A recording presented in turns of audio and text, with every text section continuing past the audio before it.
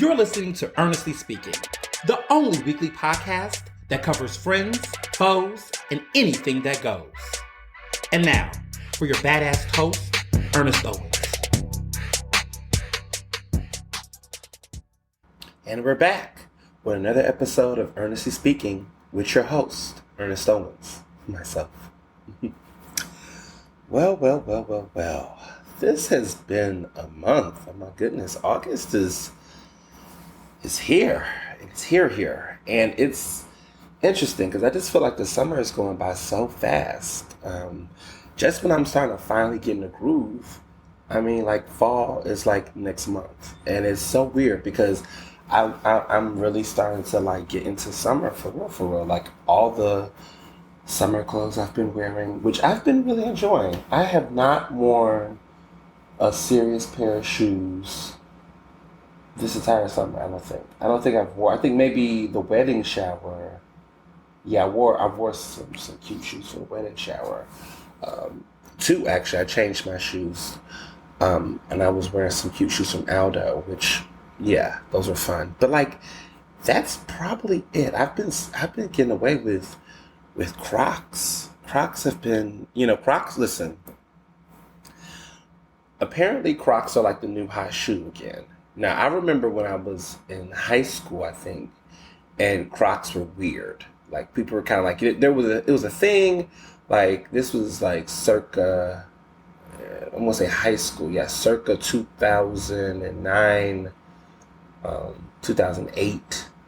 And Crocs were like a thing, but like only a couple of people wore them. And I think they were like weirdo shoes or like, it wasn't a thing.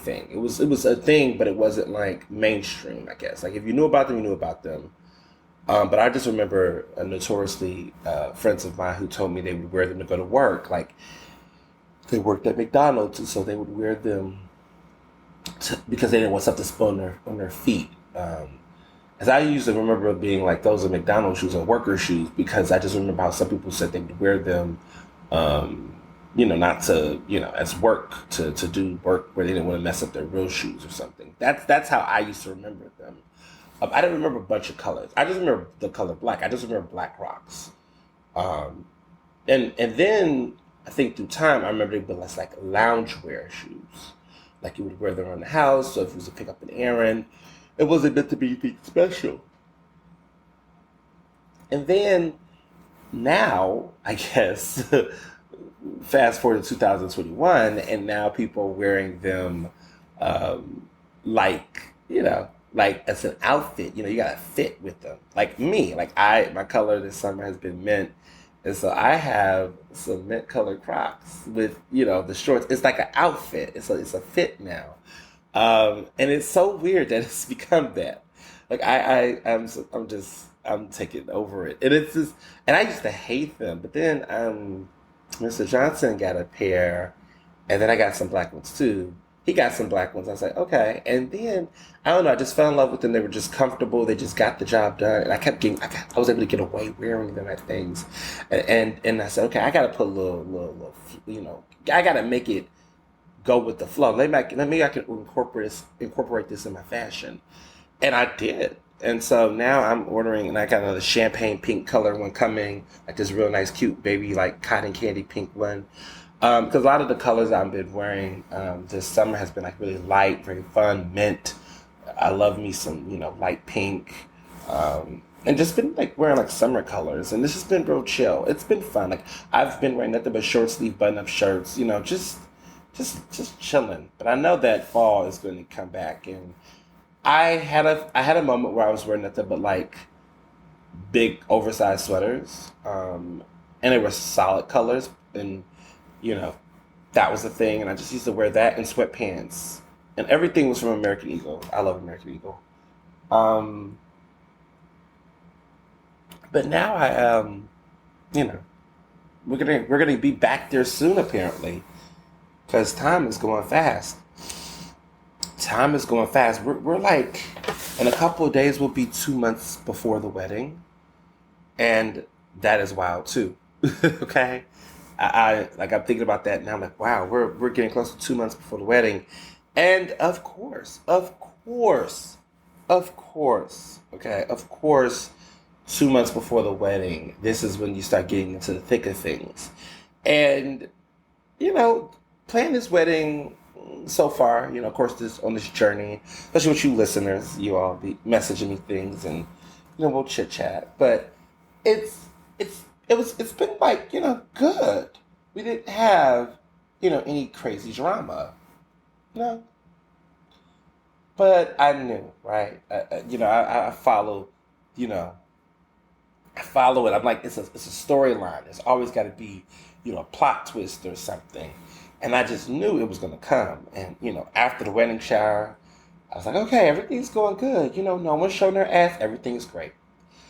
So what had happened is that, this Delta variant is getting crazier, as you all know. All of these mandates and restrictions are coming. And Mr. Johnson and I, of course, we have our team, the venue coordinator, the day of coordinator, all these coordinators. They were like, look, you're having a wedding with 100 people. That's a lot of people. You're having a party, you're having an indoor-outdoor situation. It's a lot of people coming. You have a couple of people that's coming out of town, Is your entire wedding considering getting vaccinated? Now, in my head, first of all, let me be clear, my wedding party, my groom's people, all of them are vaccinated. Been vaccinated since, probably March, April. Like, everybody got vaccinated on the team. My vendors are vaxxed. Everybody in the team is vaxxed. As far as the majority of the main wedding group, I was under impression that was not going to be a problem. Most of the people, let me be clear, Mr. Johnson has, his side of the family and folks, and I have my side of the family and my friends, our mutual friends. We have a lot of mutual friends because, we met in college. So we pretty much know who are, outside of our family members, pretty much, we know everybody else. And so I was under the impression that pretty much everybody was vaxxed or going to get vaxxed. I didn't see anything. And we had pretty much vetted everyone for the most part. So we thought, okay? But, I said to, to Barry, I was like, look, September 1st, the wedding's October, mid-October, October 16th. If we want people to be fully vaxxed, they would need to get their first shot by September 1st. If there was anyone that was, that's what I thought. Like, if there's anybody that's straddling the fence, we need to get this. There's some straining need to be going on. We need to figure this out. He was like, of course. Yeah, let's do that. So we looked through our list. We just off the check was like vax, no, they vax. Because it was always conversation amongst our circle. All our friends are vaxxed. We was hanging out with everybody was vaxxed. Everybody, some of these people we got vaccinated with. Some of them, of course, we remember that flooding timeline of everybody getting the shots and putting up their pictures and stickers. So a lot of it was easy check off, okay? But then it was time to get to the Trenton side. And I'm not from Trenton, y'all know. But his family's from Trenton. Now, his mother, his younger brother, the immediates like that, they got vaxxed. We made sure, main family got vaxxed. My mom, everybody, my brothers, even my 18-year-old brother, he's vaxxed, because he's about to go to Temple for crying out loud, okay? Of course he had to get vaxxed. The little one is 11. He's not vaxxed because he's 11. He's under the age of 12. And he's not going to be 12 until next April. But he's also the only person that's under the age of 18 that's at this wedding. Everybody else is grown.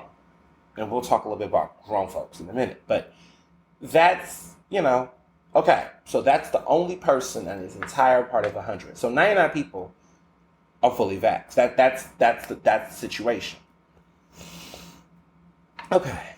This is when it gets tough. So I'm like, all right, let's see who's a question mark. Everybody on my end, no question mark. Confirmed. Start looking deep. And I'm like, hey, this couple from your high school, are they vaxxed? Double check. hey, did you check in with your older brother, his girlfriend, the nieces? Check with them. And it was in this period. Okay, I don't know what's going on in Trenton, New Jersey. Our people in Trenton, New Jersey don't want to get vaxxed. I don't know. But they just refused. They refused. They were just like, no, I'm not getting it. I'm like, what? They were like, yeah, I'm not getting it. I'm looking like, you know what that mean, right?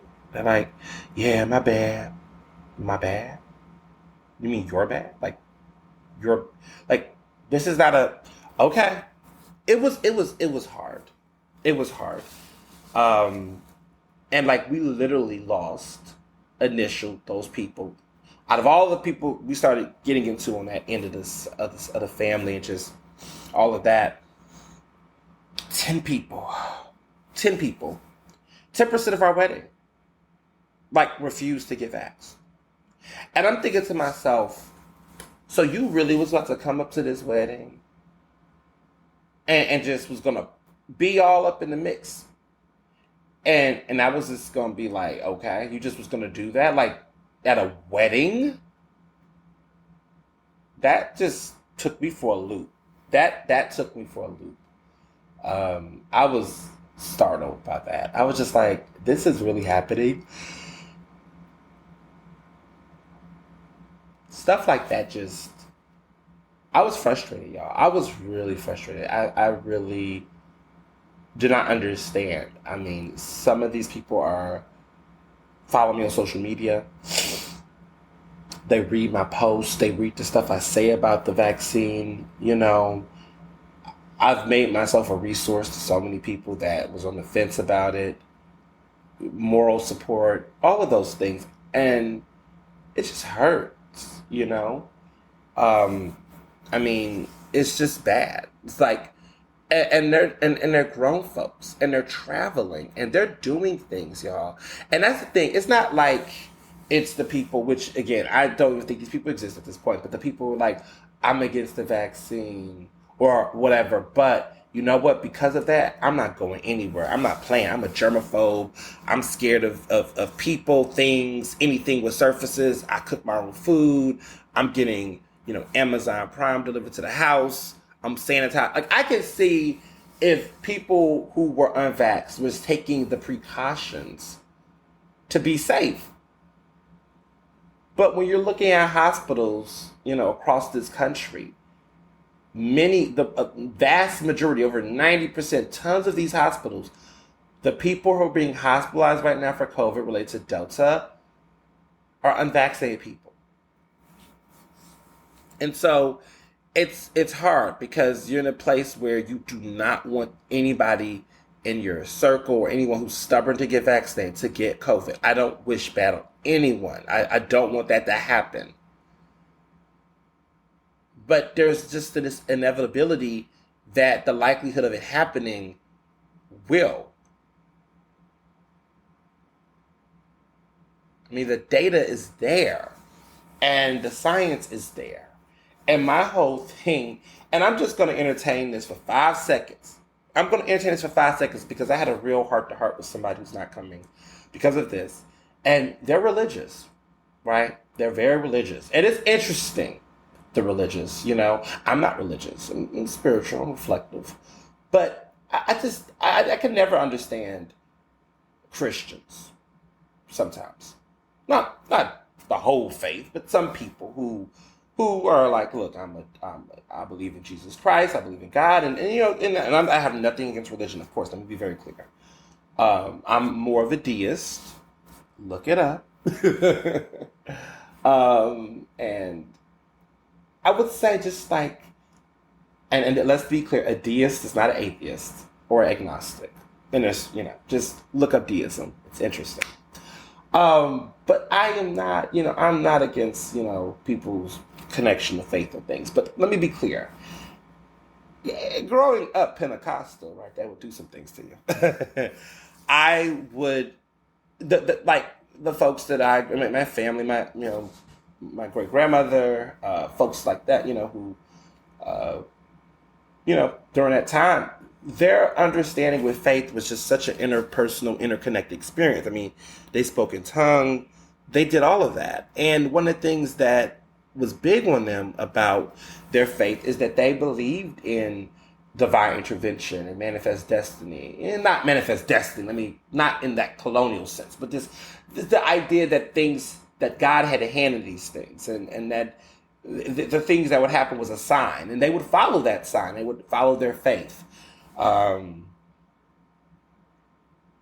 that was a thing. I was talking to one of my good friends yesterday. We had dinner at this lovely place called the Vedant, and it was so great. It was this black cooking, tasting. It was fabulous. And one of the things I was saying to her was that, I grew up in Texas, that George W. 3 F's, my faith, family, and friends, and it's like, that's a value. But like this idea around faith was like, look, you took signs, you believe signs, you believe whatever was happening that God had you, but in a sense that it made sense. And I know that's weird, but like, so my thing is this, let me explain this. They were the type of believers that the vaccine to them was a sign from God, and that was meant to save them, and that they would take the vaccine, they would get the vaccine, and if anything happened, it was all in God's hands. But that they would look at none of these type of divine miracles of medicine, of anything like that. That was God's gift. And so it was a blessing to save us from this, what we're experiencing. So the vaccine was because of, him, right? God, whomever, right? That was the intervention for them. That was their understanding that this is, that the science and the spirituality, that this is from him, right? That's how they would interpret stuff like that. And it was like, listen, however works for you, but that was how they would look at this. But I don't know what happened over here on the East Coast, because the most religious people are the biggest scaredy cats on the fucking planet. I'm like, where's your fucking face? Like, I don't get it. Like, how do you talk about God's, power and strength and healing, and there's these, and you're scared of a vaccination? There's hypocrisy there. And I don't know. I don't know. Like, growing up, like I said, I grew up, in that type of, and very much strong. I would have never interpreted, I would never look at these things as poisons and evils, because you will die if you don't. And is that God's intention? Is that like the sign you're getting? That doesn't make any fucking sense. You have a pandemic, right? That's disproportionately killing black people.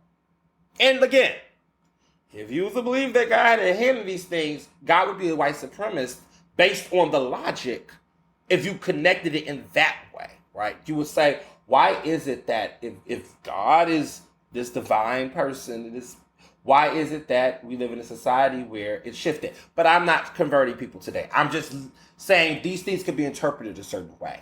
If you was to ignore where your faith leads you to believing in believing in the sense of what all this really could be, what all this could mean. Who knows? I don't know. I'm not God. I'm saying for people who are in this understanding around, I'm not getting the vaccine because God's going to figure it out. I'm just saying, how many of those people who didn't take the vaccine thought the same thing, and what happened to them? And who you think is making this vaccine? What do you think this vaccine is when it's saving so many quote unquote white lives at a disproportionate rate, more exponentially higher than black? Let me explain what I'm saying here.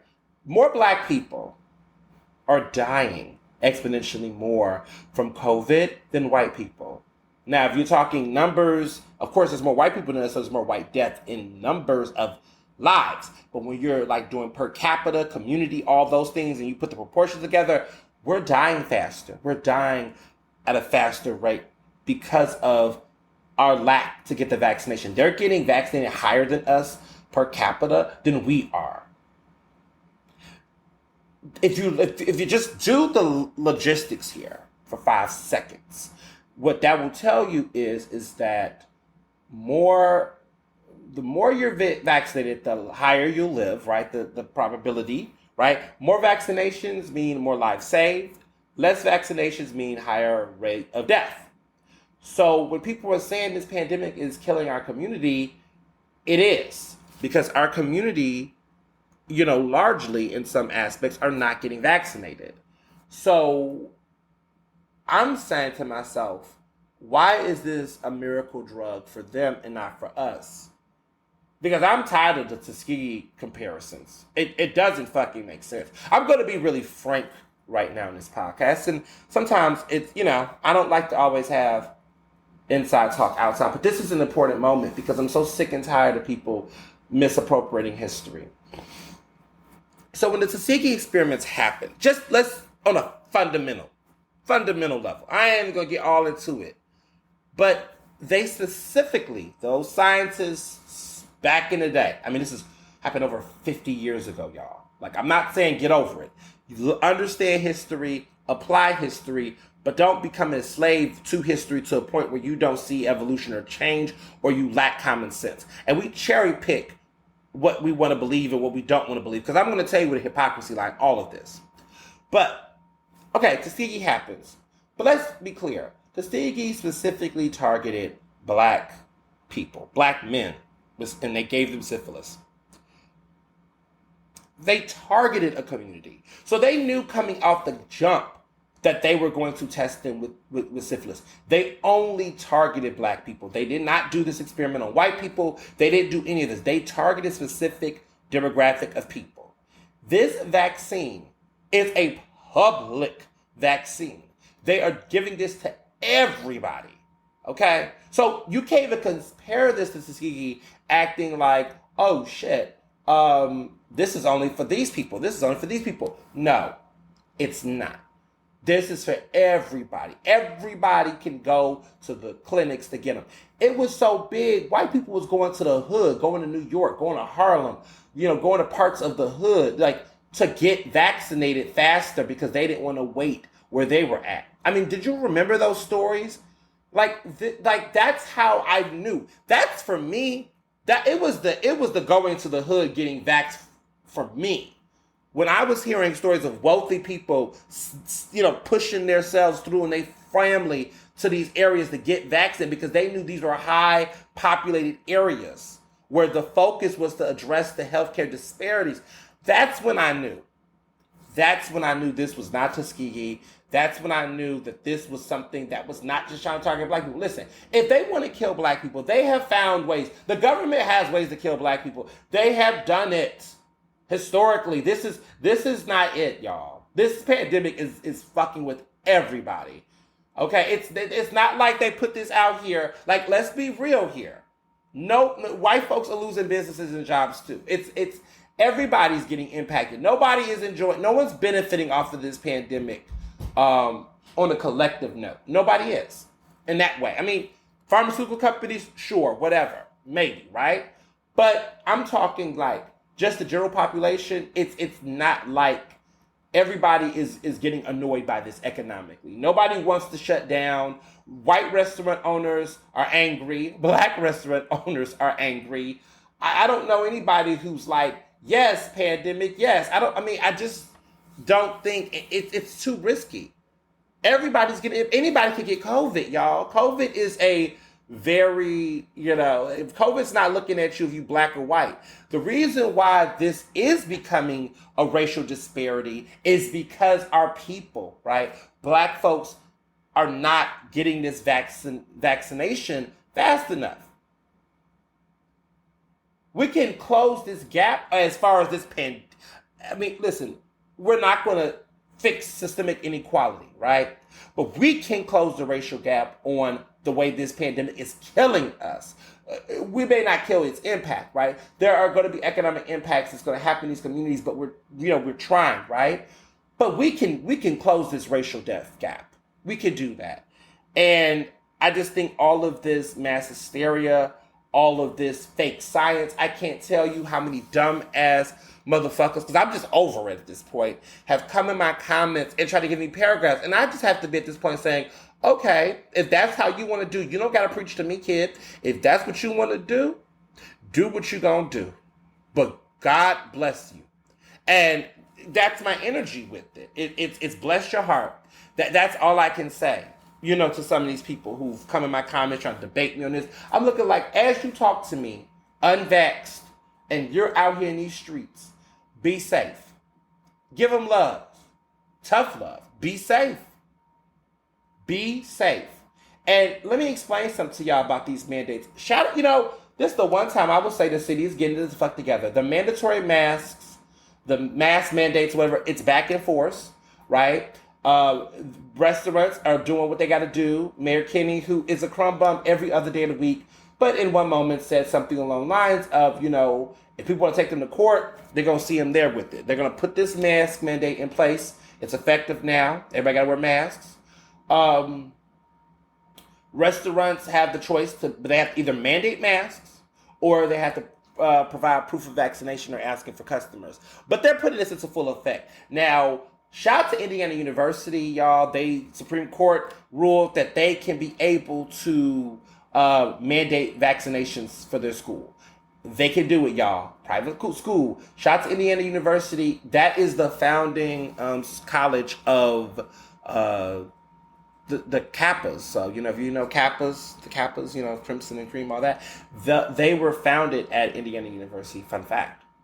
But yeah, I'm completely, go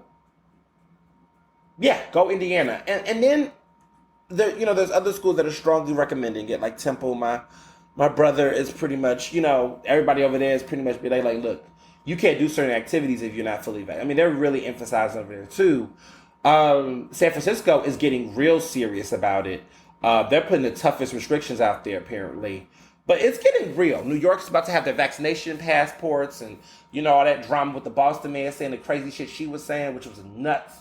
But it's a lot going on. Like, a lot of people are getting dead ass about this. Because like I told you all, they're not trying to shut down. I remember my theory. I said a couple episodes. I said they're not shutting down. They're going to scare everybody and their mother into getting them, and that's okay, because I believe that needs to happen right now at the point that we're at. When you're seeing all of these variants, it keeps mutating because more people are trying to act like they can resist it. You're not Superman. Fuck your immune system. Shout out to Baltimore Public Health that's telling people, look, Trina, you can't drink green tea on this. You can't eat a salad on this, Chad. No, how are you going out, Becky, and getting mimosas? Like, none of this is okay. No, green tea is not going to fix this. No, your herbal supplements are not going to help. It's time to tell people. It's time to tell people that they're stupid with love. With love. It's time to tell people they're stupid with love. It's time to tell people, look, I love you, but you can't be out here talking like that. That's just not going to happen. And there's a lot of times where we as friends, right, in our circles, we hear people say these little weird things about health, and we let them get away with it, don't we? We just let them think they can just, act like that. What is with this health flex? I don't know what people's logic is about health. I mean, just people have this shit all wrong. They think if I'm skinny, I'm healthy. No, you're just skinny. Skinny is not the equivalent to health. Like, people's logic used to always be, I can't get fat, quote unquote, and somehow that's going to measure my health. No fucking it doesn't. People just have weird, but this is because a lot of the misinformation on health that we see, all the eating, all the food. Do you remember fat-free culture? Now we're in carb-free culture. It's just so many different things that people try to follow health and nutrition off of TV commercials. But people do. People do, and then people will internalize that and think that there's something wrong with them. Oh my goodness. Not realizing that health is more than that. But people are just not preaching that. They're not.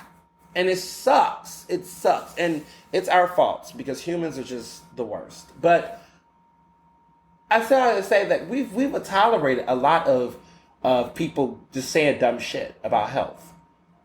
I know someone who's not now coming to my wedding that is very much one of those people that I take, sea moss and I do this and I do that and I drink this and blah, blah, blah. And I'm like, it does not fucking matter. It does not. It doesn't. None of this fucking matters. Good for you to take Whatever you're taking for yourself, good. But that's not curing COVID. There's no facts on that. Stop saying that it does not work that way. You're stupid. You're saying things that's not true. If you get a COVID vaccine, COVID does not have COVID in it. COVID vaccine does not have coronavirus in it. One of the things that have been frustrating to me, and this is something I've written about it, we've talked about it, but a lot of people, I've gone to WRD, the Black Talk Radio station. They're based in Philadelphia, one of the few Black-owned, all independent Black-owned media radio stations in the country. And I go on there oftentimes weekly and discuss things. But I've been really pushing COVID information. I've been really talking a lot about that. It is important for me to use my platform to discuss this. I just, listen, I have gone through various bouts of interest in certain topics, because I listen to what's important. And so, yeah, I'm going to talk about COVID-19. I'm going to talk about it in a way that's going to make it, because it's on all of our minds. There's no way you can live right now in this country and not talk about it. It's just no way. How do you? Your life is being impacted by it. It's one of the biggest issues of our time. And as a journalist and as someone who's out there doing this work, how do I not talk about it? So, yeah, I'm just not here for a lot of the stuff that's going on. I wouldn't say I've lost friends, but I've definitely lost a deep level of respect for certain people through this process. I kid you not. There was someone who was that I went to high school with, and they were just saying to me when I was talking about this on Instagram, it's like, you're being very insecure and inconsiderate to the people who are, well, let me back this up. I said, and I kept it 100. I said, it's a shame that there are some people that would rather be unvaxxed than go to the wedding of the year. Yeah, I said it. They were like, well, in my opinion, I would just have the unvaccinated people sit at the table with themselves and still include them and make everybody wear masks, blah, blah, blah, blah, blah, blah, blah. And I said, and that would be good for your wedding.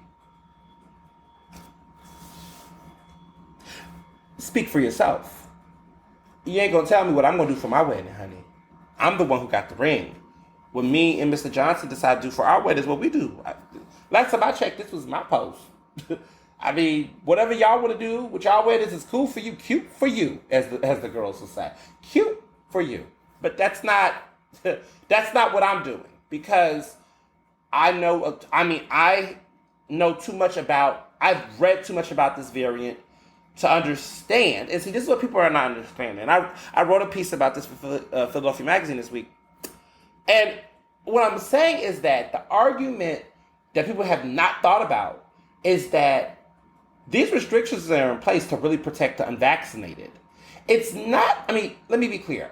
It protects us vaccinated people too, sure. But it's really to protect the unvaccinated. Because with the way this Delta variant is, if you have COVID, you can get COVID. If you're vaccinated, you can get COVID and you can spread it. Now, your likelihood of getting hospitalized is very low, or death, very low. It's like very, very low. But that being said, you can still get this contagious variant and pass it on. And you can most likely pass it on to someone who's unvaxxed. And if they get it, what it can do to them impacts them far worse, because this variant is more contagious. It's showing up stronger. The impact of it is still being looked at, but it's serious, y'all, right? So I think restaurants, public places, things like that, they're trying to be like, look, don't bring your unvaccinated ass here, because I ain't trying to have you get sick and potentially die. It's a liability issue. No one's talking about it in that way. Like, we keep talking about it like it's a vaxxed, unvaxxed world and there's a segregation thing. But it's really, it's that, but it's not that for the same reasons. It's not like the unvaccinated people want to not be around unvaccinated. The vaccinated people don't want to be around the unvaxxed people because they think they're better. It's because, motherfucker, we can give this to you and you can die. And I don't want to feel like I gave somebody something out of my control. I don't want to feel like I was the reason why you got into the hospital. So stay the fuck away from me for your life's sake. That's the point. That's what this is about. Like, let's keep it 100. If I'm around another vaccinated person, fully vaccinated person, my mentality is, and let me be clear, when I say vaxxed, I mean fully vaxxed. There's no halfway with this. When I say vaxxed, that means you're fully vaxxed. I mean, you got both of the shots 2 weeks after, all of that. If you, are unvaxxed, why do you want to be around me? I can give you this. I'll still be living. You most likely won't. You might roll the dice on your own life, but I don't feel comfortable putting your life at risk. So that is why the restrictions are in place. I had someone in my comments one time, getting back and forth, was like, don't my life matter? How can you a hypocrite? How you talk about social justice and you see people get sick? I said, let me explain something to you. First of all, calm the fuck down. Calm the fuck down. Let's just start there. Second, let's be clear. Movie theaters, concerts. What happened to all of you anti-Sha'Carri Richardson people that was like, the rules are the rules? Well, where are the rules now with this pandemic, though? Right? Remember all of y'all anti-black folks that was anti-black women, Sha'Carri Richardson talking about, CBD and all the, THC and all that. It was like, the rules are the rules, the rules are the rules. The rules are the rules, though. Or get vaccinated for your life, right? Oh, okay, we forgot about that. Just wanted to throw that in there. So the issue for me is you have all of these people who are just gung-ho against vaccinations, right? Fine, finito. Problem is that they're making these arguments about being oppressed. You are not entitled to go to a concert, a spa, a gym, a movie theater, a restaurant. You're not entitled to those things. That is a luxury, okay? That's a luxury. And the fact that you can afford to do those things during this pandemic is a privilege. And so for that being said, lay off the I'm being oppressed, I'm being whatever bullshit, okay? Because as somebody who is a descendant of family members who were not allowed into movie theaters and places because of the color of their skin, they didn't have a magic wand or an opportunity to change their racial identity at the drop of a dime. If you want to go to a movie theater, if you want to go to a restaurant and you really care about it that fucking much, get vaccinated. There was no vaccinations for blackness back in the 50s. You just were discriminated because that's how white supremacy worked. You're refusing to get vaccinated to save your life to go to a fucking movie theater. You have a choice. You have an option. There was no option for black and brown people back then when segregation happened. The comparisons don't make sense, y'all. Someone tried to call it McCarthyism. I'm sorry, that doesn't even make any sense at all. Joseph McCarthy, right? This idiot, right, was specifically targeting a particular group of people off of mass hysteria, but also lies, right? And he routed people off and like basically labeled them a certain type of way based on what he thought they was a threat to society. There was no science, there was no facts, there was no information. There was no way he actually provided any information that they were communists, but he did it. That's not happening with this pandemic. We know that unvaccinated people are at risk for this variant, right? People telling them they cannot enter spaces is for their public health and safety because the wages of that they do is death. Okay? Communists being, like, alleged communists, right? And they weren't even, most of them weren't. They were lied on. But anyway, these people's political beliefs individually and at that time was not impacting people, other folks. Like, you didn't even know what their beliefs were unless you asked. And they were very private. Many of these people were private.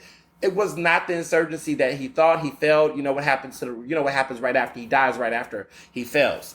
That's not what's happening here. There's no McCarthy. There's no Joseph McCarthy coming through with this big old scare. Like, that's bullshit. Like, yeah, I can just tell a lot of people skip civics. I can tell people skip government classes, biology. It makes so much sense. I'm not trying to be an elitist or a snob, but these are the times where it's like, listen to Dr. Fauci, y'all. Just listen. Listen to the voice of reason. Listen to somebody who knows some things. Sometimes it's okay not to know everything. Listen, I'm someone who reads a lot, read from experts, and the stuff I don't know, as a journalist, I go have interviews. I sit with people who know what the fuck they're talking about. Like, I can't tell you how many times I've had conversations with Dr. Ayla Stanford about all of this. I get a rapid test every week just for my own, just to make just to check. Like I got a rapid test yesterday, came back, of course, negative. And I want to do that because, I'm seeing my family. I just like to do those checkups. Mr. Johnson the same way. Like I get a rapid test every week. And that's just to check. Because listen, again, I am somebody that is fully vaccinated, but I know that, I want to check if I could be spreading or whatever. Let me check. Let me get myself together. And, I get my rapid test and it comes back negative, and every week I'm like, thank you, And those physicians, those people out there doing that work, grateful. I will say the tests are not as bad as I thought they were. Maybe, I don't know. When I was I was always scared to get the test a while back, but they're not that bad. Everybody act like they just put it all in. I mean, they kind of do, but it's not as, I don't know, it's not as violent as I thought it was. You just got to make sure you stay still and, don't sneeze. But, I just need people to just get their shit together. I just think that people want to have their cake and their ice cream too. People want to not get vaxxed, but they want to sit up here and quote unquote risk their life. You don't get to do that in a democracy. You don't get to do that. The same way that you have to get shots for smallpox and rubella and all of that, right? It's the same way you have to get vaxxed here. You got vaxxed in your system. You've been getting vaxxed. Teachers, people, flu shots. I mean, come on. These are the type of people with that logic, right? That logic. I mean, there's some people that's like, I want to have the choice to die if I want to die. No. Because you're killing other people. Because if your unvaccinated ass gets this and you spread to somebody else, that's not another person's choice. And you know what the science is saying, and you don't care. Well, you don't care on your own. Go create your own little unvaxxed island and do what you want to do. But it's the selfishness for me. Because, again, it's people like me who got vaccinated so that people like you can come back and work in this city and work in this town. And for you to sit up and raise your nose and act like you're too good for this thing, even though everybody else had to do it, fuck you. It's selfish to me. It's just selfish.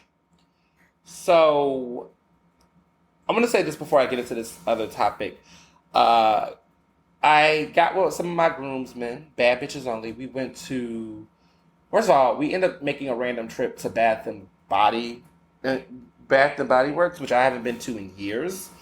And y'all know I love candles, and we stumbled across some candles, and I wasn't even going to get candles, but then I was like, shit, this shit look good. So I got, my summer fragrance has been lemongrass. I love me some lemongrass scented candles, or just something with a good lemon herbal scent. Eucalyptus is good. I mean, I just love it. But lemongrass has been like my scent, y'all. I just love it. Like when I get my massage, she has CBD oil, but it also has that lemongrass scent. I don't know. It just do something to me. And I was never like all into, fragrances and things. I mean, I love my cologne, but this lemongrass, it just does something to me. Look at me. So I got this one called Sugared Lemon Zest candle, and it's from a company called White Barn, but they're at Bath and Body Works, and they got this crazy sale right now. They're selling for like $12. The big ones with the 3 wicks. And so I got the Sugared Lemon Zest one, but there is a fragrance, y'all, and this is apparently it's their most popular one right now, and I just think it's so girly and cute, and it's a cute pink, and the pink the jar the candle was in. The pink is the color of my Crocs, which is so fabulous. It's called Champagne Toast, and it has bubbly champagne, bright berries, and juicy tangerine, and that's what it smells like. It smells good. It smells like one of those fancy bottles of like Victoria's Secrets, one of the little berry ones. I can't describe the scent, but it's just, it just smells like it's a good juice. Like I want to drink it. But it just smells good. And it's called Champagne Toast. So if you end up going in Bath and Body Works, and you stumble across these candles, and it's at Liberty Place, and the new one is beautiful. Like they redesigned it. Yeah, it looks good in there. Like everything in there look good. Okay, they even have a hand sanitizer that smells like the Champagne Toast candle, and I was like, you know what, that may be doing too much, but it just smells good, and I would say it smells girly, but gender. It could be, it smells very good. Let me just say that. But anyway, we went to the Wayward, and we had the Grande Seafood Tower. Woo! It was awesome. And we had cocktails. It was fabulous. We had a cute happy hour. It was awesome. It was Jamarcus and of course Gio or George. You probably see him on Instagram as Gio's Table. Well, he also has a podcast too, Gio. He's a big foodie in Philly, and it's just always a good time with him. And we're just catching up and talking about the wedding and what's coming up is in 2 months, and we caught up with some good old tea. And it was just wonderful. It was definitely giving Sex in the City, but way better, with way more melanin. Tea was way hotter, and we were definitely sexier. So we had a good time, and it was just good. It's very different as a gay man, like being able to have the ability to have these really great conversations with friends that are just like myself. Like, for any gay person that you know, having the ability to have conversations with your gay male friends, if you're a gay man, whatever, is a different experience. And it's nothing to say there's anything wrong, because I love my straight friends, all that, my cishet friends, all that, I love all that. But it's just something different sometimes. There's just the conversations just get there real quick about certain stuff. And you could just talk about some things. And it's not that I don't feel comfortable talking to any of my cishet friends. Let me be clear. But, yeah, no, there's details. There's certain things.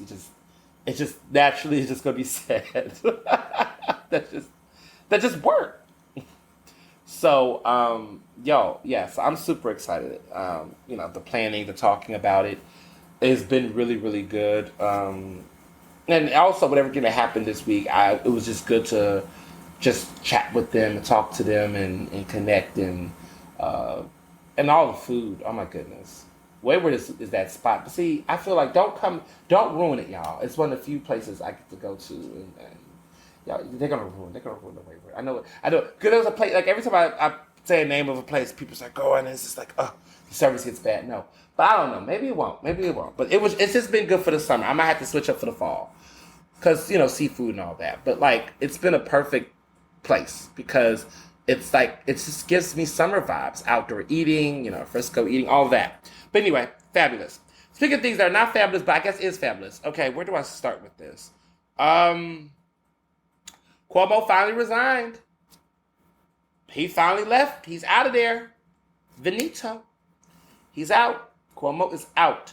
I knew it. I told y'all it was not going to last that long. He took literally a week after that damaging report that came from the New York State AG's office, Attorney General office, Leticia James, who was not playing, y'all, clearly. He's out of there. And, there was so much coming. The Democratic Party played no games. When I tell you they will switch, they will switch. They switched up on homeboy, okay? They were like, nah, you's gots to go. Okay, he went from writing a book about democracy and being a leadership to now being up out of here over misleadership. So it's very interesting what's happened to Cuomo, but not really. This is a big deal. This is a watershed moment for politics because this is like one of the few elected officials that I can remember. There's also Franken, right? But big players like Cuomo is an institution. Family history, political history, media power connections. This is an institution. The Cuomo name is institution. For him to fall behind sexual harassment is a big damn deal, right? As a politician. Like, Me Too is continuing to, the movement is continuing to do the work. And it's also interesting because some of these people at Time's Up, honey. What's going on with Time's Up? Okay. The woman who was leading at the helm of it had to step down because of her involvement with trying to cover up stuff with Cuomo. So you start to realize, and she was a white woman. We did hear about Time's Up and some people having concerns about that movement and what it was doing. And you're just wondering, like, are they cherry picking who they support, whatever? I don't know. It's a lot going on over there. But there's always some controversy. I feel like every 3 to 4 months, I'm hearing something else bad coming out of there. And so many people either have relatives or people they're related to that's connected. And it's just always like hard for them to take that stand, or they have to resign because of something else. It's just bad. But it's also sad because it's like women are having, women who are not doing sexual abuse or anything like that on their end.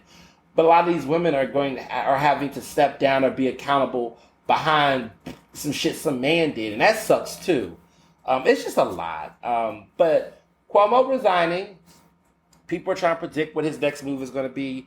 I think, everybody thinks he's going to run for office again. I don't think he is. I mean, his ego might, compel him to. But I feel like he's going to be one of those guys that's going to, bitch about cancel culture. He's going to be one of those guys that's going to spend the time acting like he got canceled. He's going to continue to act like he was innocent. Even the way he spun his story in the conversation, he's still acting like he didn't do it. And he's been doing this thing like, I wasn't sexual harassing, I'm Italian. He's really trying to act like his Italian identity is justifying what he was doing. Boy, bye. Bye. Okay? Bye. And that's why people get, goodness. No, you was just a creepy old white man who thought that you could put your hands on people because of your power and that he's going to be held accountable. There's nothing Italian about that, okay? Seriously, that's what happened.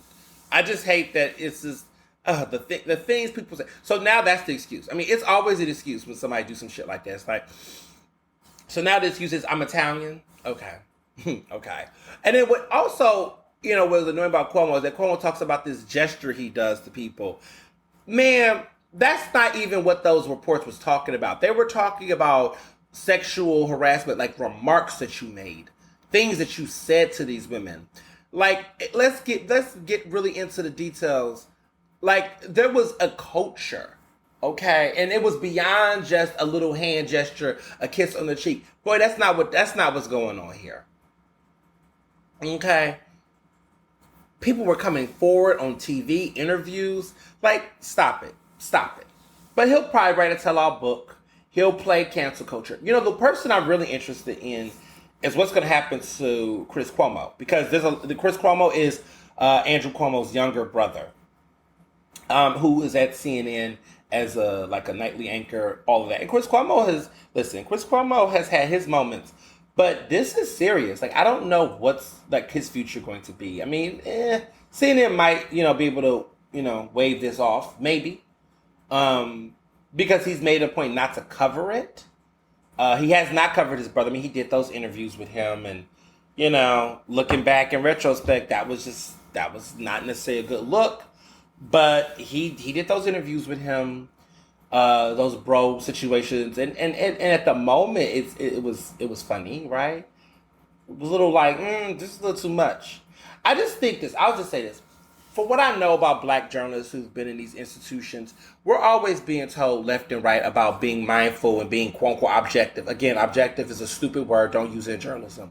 But we're being told to be fair and balanced and not be influenced by whatever someone is saying or doing or whatever the case is. We're always being, surveilled in that kind of way. As a black journalist, I used to, I don't play those games. But when I was started off in the business, I remember having people just always over my shoulder, it felt like, acting like I didn't know how to do this shit on my own. It was a lot of those microaggressions. And to see Cuomo just kind of, skate on these different levels of awkwardness, like you're implicating the company, you're in the story in a way. It's weird. And I don't know what the remedy is. I mean, one would argue that should he be fired? Should he get, put somewhere else? I don't know. But something needs to change, though. I do say it cannot just be like, okay, this happened, or well, because again, cable news is a different beast. Cable news is highly about personality, voice, credibility of the voice, right? But then we're living in an industry that also let Brian Williams get a second chance on MSNBC. So it's really hard for me when I talk about these racial disparities in journalism. Black and brown journalists are often having to be forced to be super, super cautious to the point where the shit almost have to sound like an elementary book when it comes to talking about issues that are of sensitivity. But it's interesting because Brian Williams done lied his ass off. He used to be the nightly news anchor before Lester Holt came in there and replaced his ass, right? Now he's over there doing 11th hour at MSNBC and got a job again. Now he's late nights and he's, got his head down. But they just did not let him go. He should have, he lied about covering aspects of wars and human issues. Like, he made himself look like a hero in stuff that he was not heroic in. Like, that's just bad. And we're talking about coverage. And he lied consistently. I'm just saying,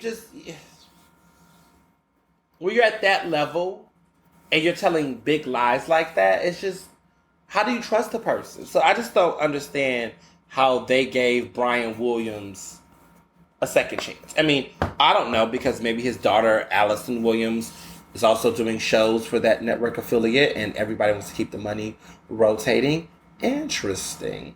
Just saying. I just have to just tell people I see some of the double standards and the bias. And we just have to get to a point as a community where we have to say no. We have to say no. Period. We have to say no. So, goodness. Some better news before we get into some juicier news. Britney Spears the Free Britney movement is freeing, right? Her father has agreed, Jamie Spears, has agreed to get out of the conservatorship. He is going to step down. Thank God. And I feel like that public pressure has got onto him. You know what I'm saying? I think that, I think that this is really going to do well for him. I think that, for her. We don't know who the new conservative is going to be, or if the conservative is her, but he's stepping down, finally.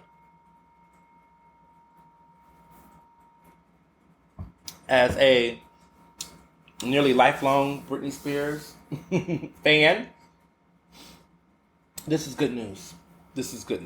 And, I've been following this for a minute. I mean, she finally got to get her own iPad. I mean, this shit is crazy.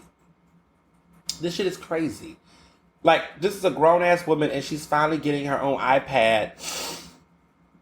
It's yeah. I don't know I don't even know what to say. But that just really, that really was hard to see and hear. And, she's got, she needs this. She deserves this. I mean, the fact that her family was doing all these things, her sister's just terrible. I just, no. That was so funny. There was somebody who said, there was a meme going around of Britney, her iconic Slave for You performance, which was like 20 years ago. Oh my goodness. And she had that huge boa constrictor, which is iconic. Well, the funny thing about that boa constrictor, someone said, look at Britney holding up her sister in her performance. Because she's a snake. So that was disappointing about the sister. I mean, her family being a problem, not shocker, but that was just a lot. But not as disappointing as my next topic. So Democrats, man, what is Democrats doing right now, y'all? Last year, last week, I was like, Democrats are getting a backbone, yay. Here they go with the bullshit. Also, real quick, Cuomo's replacement is going to be a woman who, was under him, who's now stepping into his position. She's actually New York's first female governor. Interesting enough, I know somewhere Cynthia Nixon is looking at this and being like, ha. Y'all could have had Cynthia Nixon for governor. Y'all know that? Y'all could have had Cynthia Nixon. From Sex and the City, which, full circle. But Cynthia Nixon would have been a great politician. Now she's back to acting again and doing her thing. But it's like, y'all really could have had Cynthia. And y'all played. Okay? Just saying. Democrats are, once again, it's not that let me clarify this. I should not be shocked about this. Let me just say that. But I do want to just say that they backpedaled on defunding the police, even though that was never their mission. So let me say they didn't backpedal on defunding the police. It's just that their whole messaging about police accountability and, some of the ideas on changing the system is weird. Because now they're like doubling down on supporting the institution to prove a point to Republicans, even though the Republican arguments was always a lie. It's just weird what they choose to make a point of. But the biggest, I mean, I'm just so over Cory Booker. I'm officially over Cory Booker. Officially. Yes, he follows me on Twitter. And his girlfriend, Rosario Dawson, do too. How you doing? But I just cannot with him. I mean, he's already been a mess with the pharmaceutical drug company supporting that backpedaling. I mean, Cory has always had those issues. He's always just had an issue with and I was going to say integrity, but you know, I mean, partially, right? Like, you just, he has he struggles with trust. I don't know if you can, well, I don't think you can trust Cory Booker. I just feel like Cory has not been able to really maintain a position. Like, I know that Joe Biden gets on some people's nerves as president, and sometimes he gets on my nerves. But one thing about Joe, I will say, is that you know what you're getting with him. Even if he disappoints you, you know where he stands. He is the strong-ass moderate, right? He's not going to switch up on you. Like, it's very clear that he's a middle-of-the-man type of road kind of guy. My issue with Cory Booker is Cory Booker has these moments where he wants to act like he's just with the people. And then he does things that goes completely against what the people is actually talking about. And there are moments where you're just looking at him like, you ain't shit. And, you know, it takes you back to the T-Bone situation. Look that up. All of this other shit that he just do. It's just a lot of issues with integrity. He has some issues with, there's some issues with trust and believability. It's a lot, believability. It's just a lot that he's got going on. And I'm just like, that may have got you in this position, but, you know, you ain't shit. You ain't, you know, because what he did recently, there is a bill that was supported by the Democrats that's going to penalize institutions, cities, and areas that are working to defund the police. So, like, we know that these places are not going to take away police money altogether, but that are really actively seeking to defund. There's penalties in place, which is basically they're trying to put people in fear from reducing police budgets, and there's a penalty for it. What the fuck? Okay, y'all want to talk about states' rights? See, this is why Republicans ain't shit and they're liars. Because they spend all this time talking about state rights and individual freedoms. How are you penalizing individual municipalities on what they choose to do with their area? Right? Think about it. Because Texas is out here trying to push a ban on mask mandates the same way that governor across from them, right, is now regretting doing that. Governor Arkansas regrets that he put a fucking ban on mask mandates. Like, crazy shit. And now they're regretting it. Now Texas wants to do it, and now they're trying to penalize Democrats over there who are like, look, we're not even showing up because we're not going to let y'all get the vote. I mean, that's what courage looks like. But now all of a sudden, it's a penalty. So this is what they're doing over there in Congress right now. And the one who was giving the biggest old cheerleader speech, that was doing the most tap dancing on this, was Cory Booker. And his argument was that, now we finally have something to prove to the Republicans that Democratic Party has never been the defund the police party. We already knew that. Real progressives, radical, social justice warriors, they knew that already. No one thought the Democrats. Let's be very clear. I gotta make this very clear. I was never under the impression that the Democratic Party was the defund the police party. I thought that the Democratic Party could potentially be a party that could push for more, criminal justice reform. I really don't like that word anymore, criminal justice reform. I mean, it's just, abolition is just seeming more and more what needs to just happen altogether, but they're never going to push abolition. And just that they're not abolitionists. That's like not happening with them. But what they can offer is criminal justice reform, which is a stupid ass band-aid on the situation. But it's better than just what the fuck we getting now, right? But again, baby steps for 5 minutes.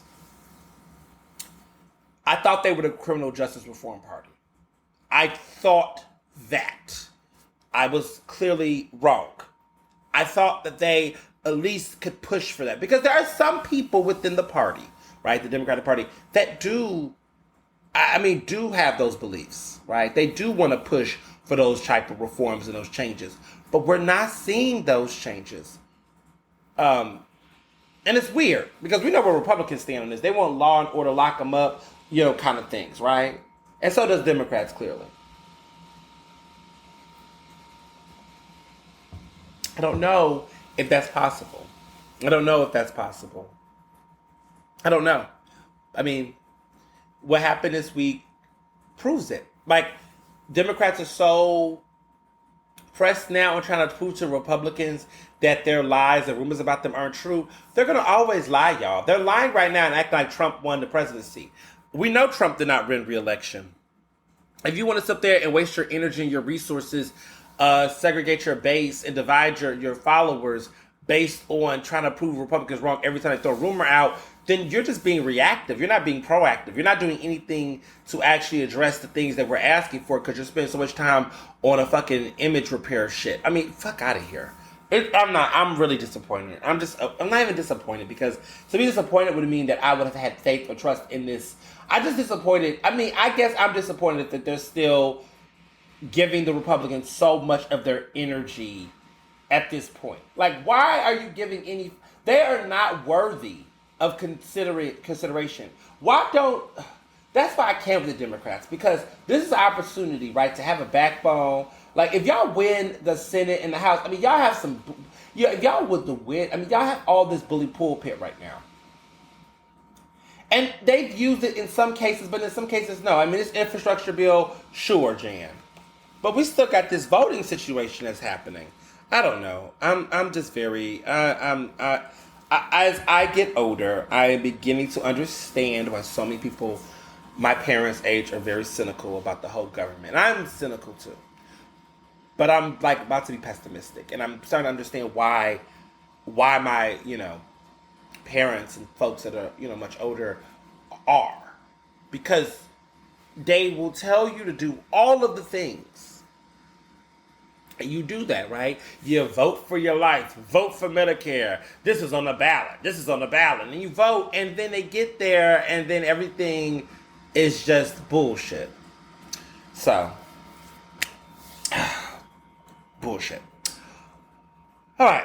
Speaking of more bullshit. So Shaun King, okay, and I must say, it's working, y'all. It's working. That's all I gotta say about Shaun King. Well, I have more, but it's working. Shaun King, his demise, he's fallen, y'all. It's working.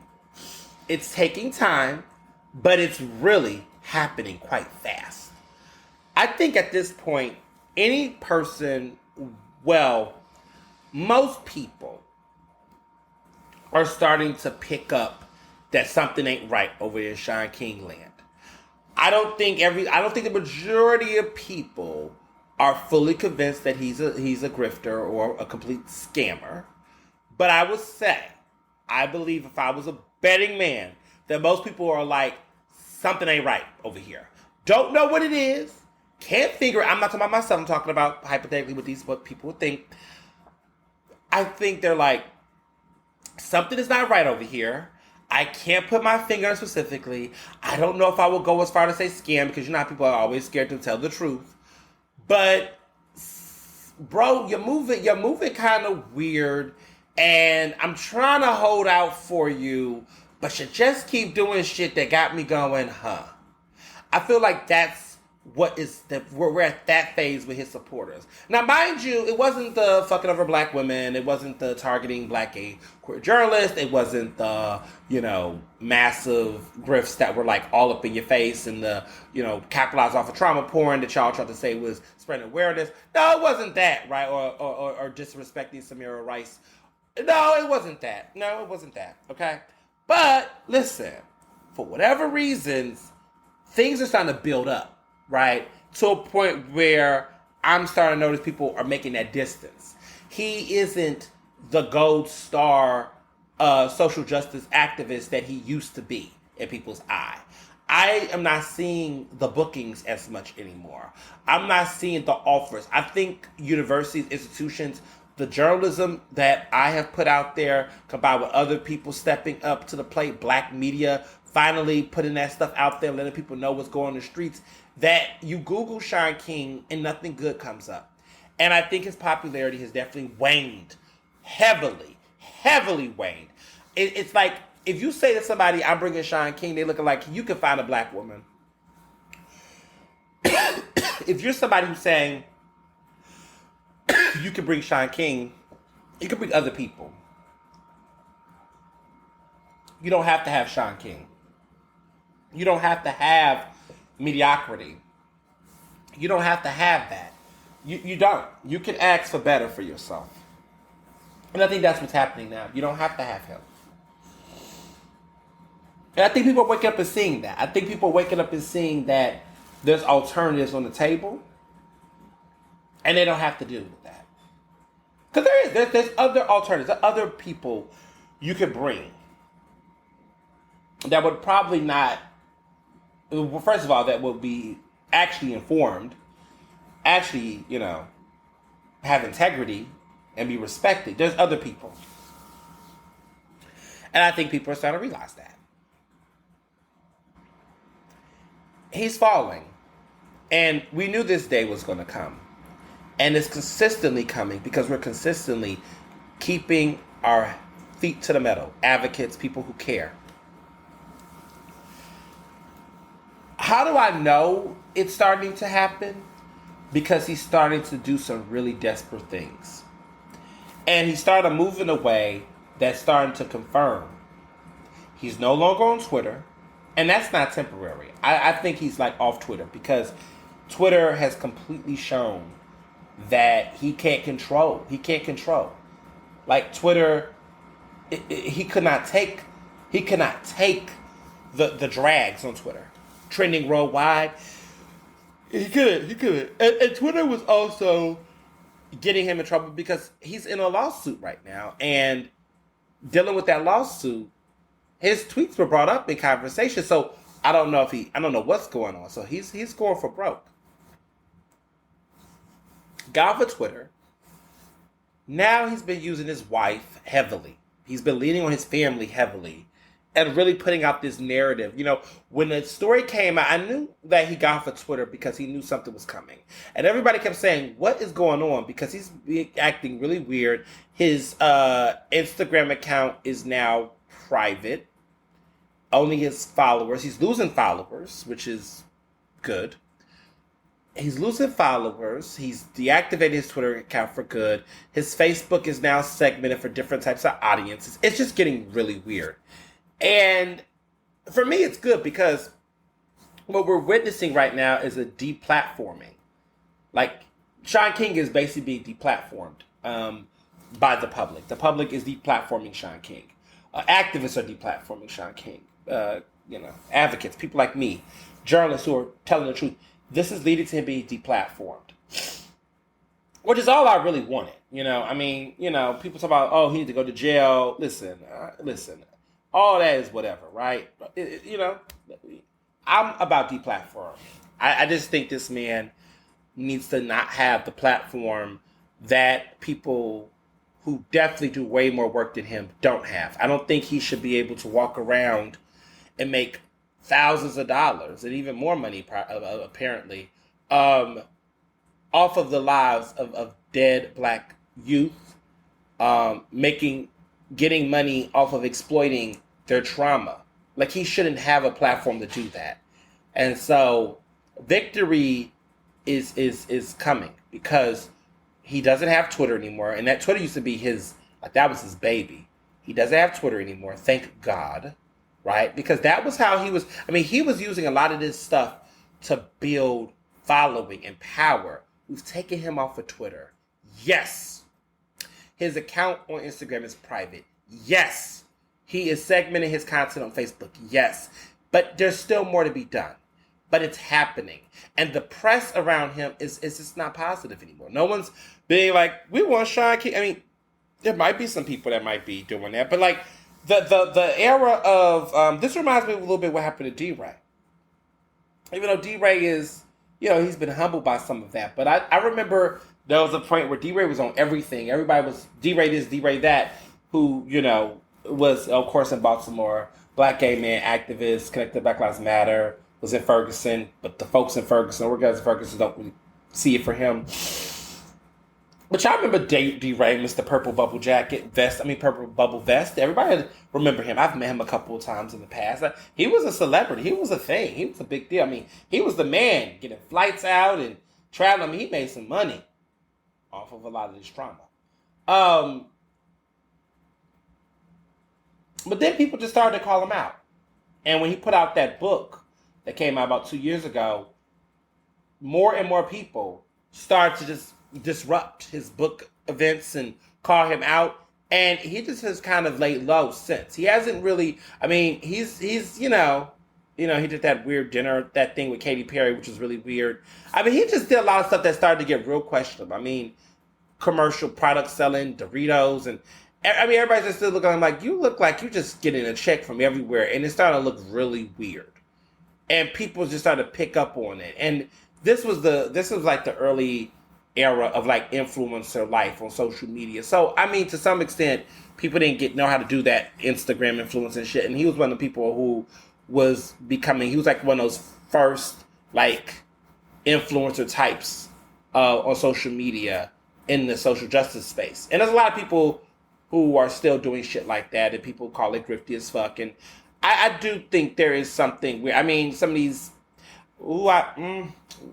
listen, if you know, you know. That's all I gotta say. But there's some people out here that's like a walking billboard for corporations.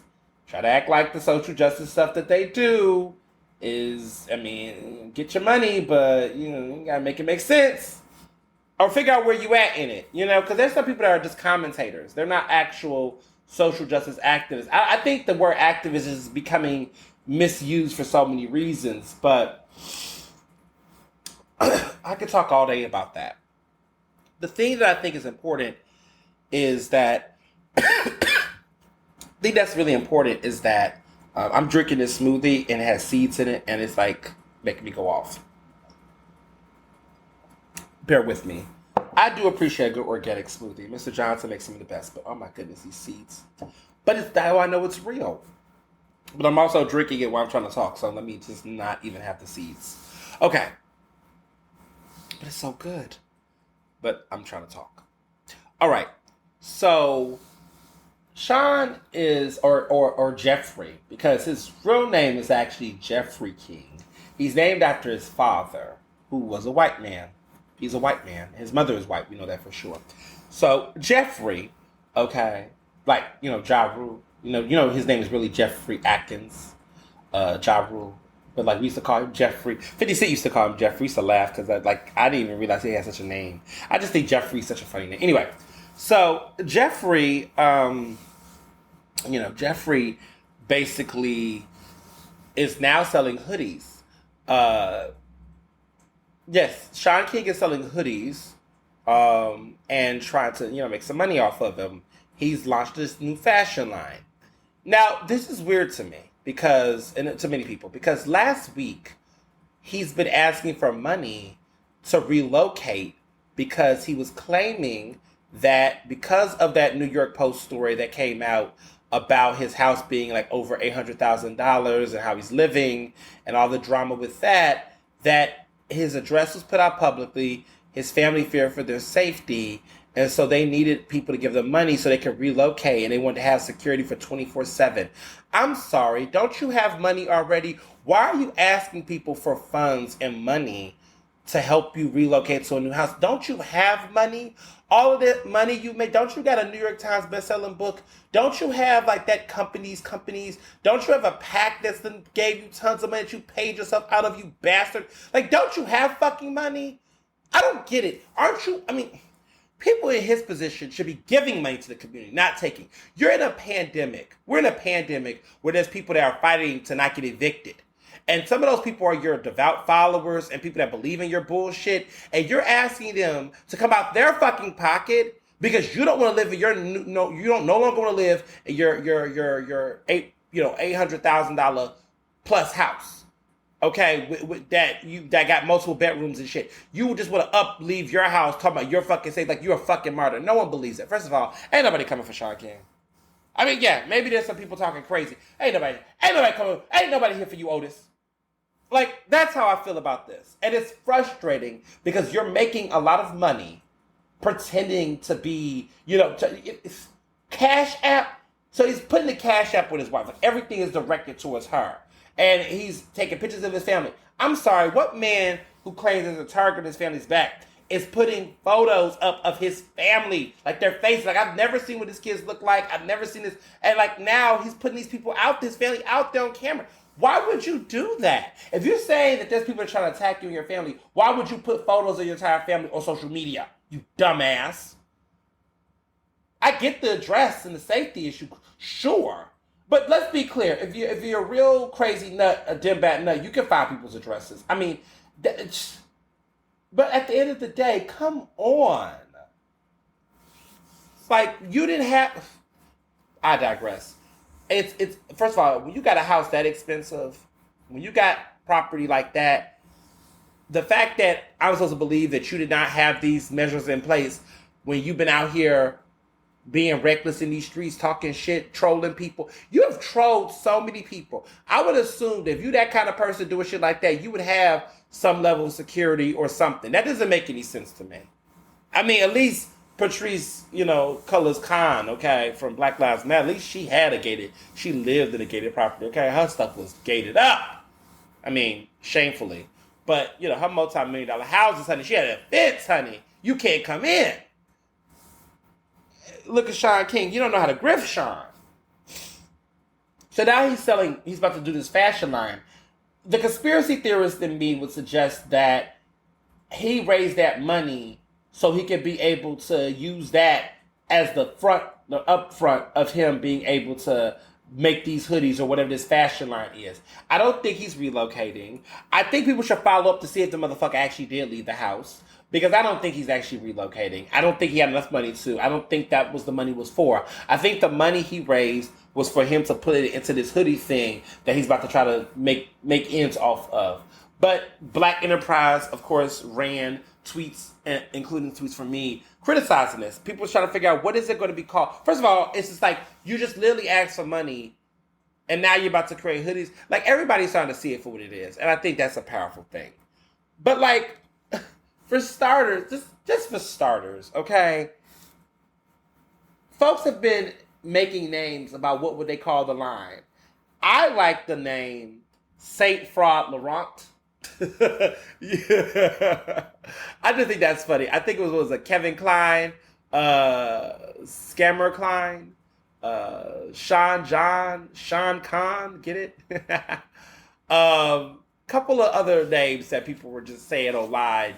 Oh, this Madonna Scammer New York, like Donna Karen New York, Madonna Scammer New York. Nautica. Sorry, the internet is undefeated, and there were people making mock-ups of what the hoodies would be like. So it's a lot of things going on Twitter and just social media in general. Oh, Shaun, oh Jeffrey. So speaking of which, this impeachment film that is coming out September 9th on FX, let me tell y'all something. Ryan Murphy always, I have a love-hate relation with Ryan Murphy because his stuff is either good or it's just too campy and weird and just bad. But then he gives the people what they want. And so he gave us The People versus OJ. Fire. Okay? Fire. Incredible. One of my favorite miniseries of all time. And then he followed with the assassination of Versace, American Crime Story. So his American Crime Story, not American Horror Story, American Crime Stories are fire. The Versace one was really good too. I mean, I clearly like the People versus OJ one more because that was more my speed. But the Versace one was very good, well acted. The Andrew Cuomo, the fact that they focused on Andrew Cuomo, who was the killer of Versace, who was his gay lover or interest or super fan. It was a lot going on. But that was awesome, okay? I liked it. I followed that story through. It was an interesting way that they focused with, because it wasn't really focused on Versace. It was really focused on his killer, which makes sense because it was an American Crime Story. But anyway, they're doing it for the Bill Clinton Monica Lewinsky scandal. It's not the Monica Lewinsky scandal, it's the Bill Clinton scandal. But Monica Lewinsky is the executive producer, which is just badass. And mind you, this happened 20 years ago, over 20 years ago. And now they're finally putting it together in a miniseries. It's been enough time, y'all. We finally got there. Sarah Paulson is playing Linda motherfucking Tripp, who has passed away recently. They got Clive Owen as Bill Clinton, and he doesn't even look, he is, first of all, Clive Owen is a British actor who I used to be so madly, I used to, love his acting, love his films. He was in a film called Closer, where he got an Oscar nomination for Best Supporting Actor with Natalie Portman, Julia Roberts, and Jude Law was in this film. Natalie Portman and Clive Owen both got nominated. It was Jude Law and Julia Roberts. No, it was Julia Roberts, Jude Law, Clive Owen, and Natalie Portman. They were in this film called Closer. I think it's on HBO Max. Watch that movie if you have not. It was directed by the late Mike Nichols. Great film. It's an interesting film. It's basically a adult film. Let me just put it that way. It's a very grown folks spin on love and cheating and things. It's very good. It's based off of a play that came out in the 90s. This film came out in 2004. I was little when I watched it. Okay, I was 13, 14-ish. I think it came out 2005, around that time. But I just remember seeing him in that film and being like, he's a good actor. Who is this? This guy got it. And his career, Clive Owen's career, he's done some more films and stuff, but he never was the big Hollywood actor that I thought he could be. I think he was in some movies, I think Children of Men, I think he was in a couple other films, but he never really got to be the Hollywood leading man. He didn't get to be Jude Law. Because Jude Law, do y'all remember when Jude Law was the thing, sexiest man alive, which I didn't. He was in Cold Mountain. He was in that film called Alfie. The Talented Mr. Ripley. He had that British accent going for him. Jude Law was the man. He became a big old cheater, but Jude Law was always I thought Clive Owen would eventually get to that level. I'm thinking Mark Ruffalo, these, men who would just, but he's making a comeback. He is in this film playing Bill Clinton, and I think he's going to get, it's giving me Emmys, y'all. It's giving me next year's Emmys. It's definitely giving me Emmy energy. I definitely see it getting nominated to Golden Globes. I see a sweep. Sarah Paulson as Linda Tripp. The girl from Booksmart who's also in Lady Bird is playing Monica Lewinsky. It's a good cast. Everybody looks good. Okay. Ann Coulter, there's a woman that's playing Ann Coulter that looks like her. The trailers have been phenomenal. The trailers have been completely phenomenal. I'm excited. September 9th, y'all, it's going down. It's going down. I'm watching it religiously. It's called Impeachment. It's going to be on FX. Y'all need to get with it. It's going to go down, basement. I highly recommend it. Look at me, look like an advertiser. It's one of the things where when I saw it, I was like, ooh, I got to tell my friends. I got to tell people. I'm not missing this. And I might be talking about it each other. We all know what happens in the end, but I don't know. This is something special. Oh, Edie Falco, okay? Because Edie Falco is y'all remember Edie Falco from The Sopranos, right? From Nurse Jackie. She's playing Hillary Clinton. Maybe that's the one. I don't know. Edie Falco could do anything, so I don't want to question her ability. But she's playing Hillary Clinton. Jude Law is playing Bill Clinton, but he's got prosthetics and some makeup and things. So it's going to be interesting to see if he's going to be able to pull that accent. But he's got those eyes like Bill. He's got that look. I see. I don't know. It's interesting. I don't know how they're going to play this off. But the Brits can act. But Edie Falco is playing Hillary. And that's interesting because she doesn't even look like Hillary. But I'm just trying to see if she's going to really, I don't know how she's going to meet. I feel like she's going to have that New York accent that Hillary sometimes has to play up. We'll see. But I'm excited. I saw Lizzo's Rumors video. The new single with Cardi B. Saw the video, saw the song. I know y'all want to ask me what my thoughts are. Maybe it wasn't for me. I don't know. I was just like, okay. I don't know. I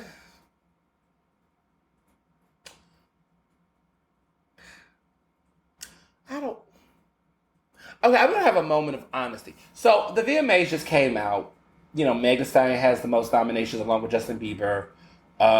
Poor Dua Lipa didn't get that many because Levitating had the baby in it, and so I feel like MTV was making a point like the baby is completely erased off of everything related to the VMAs, and everything that was nominated by Dua Lipa connected to Levitating was the single by itself without him. So it's just interesting, and I feel like that probably was happening with Video of the Year because that she could have easily got nominated. That, I mean, Levitating is like the song of the summer.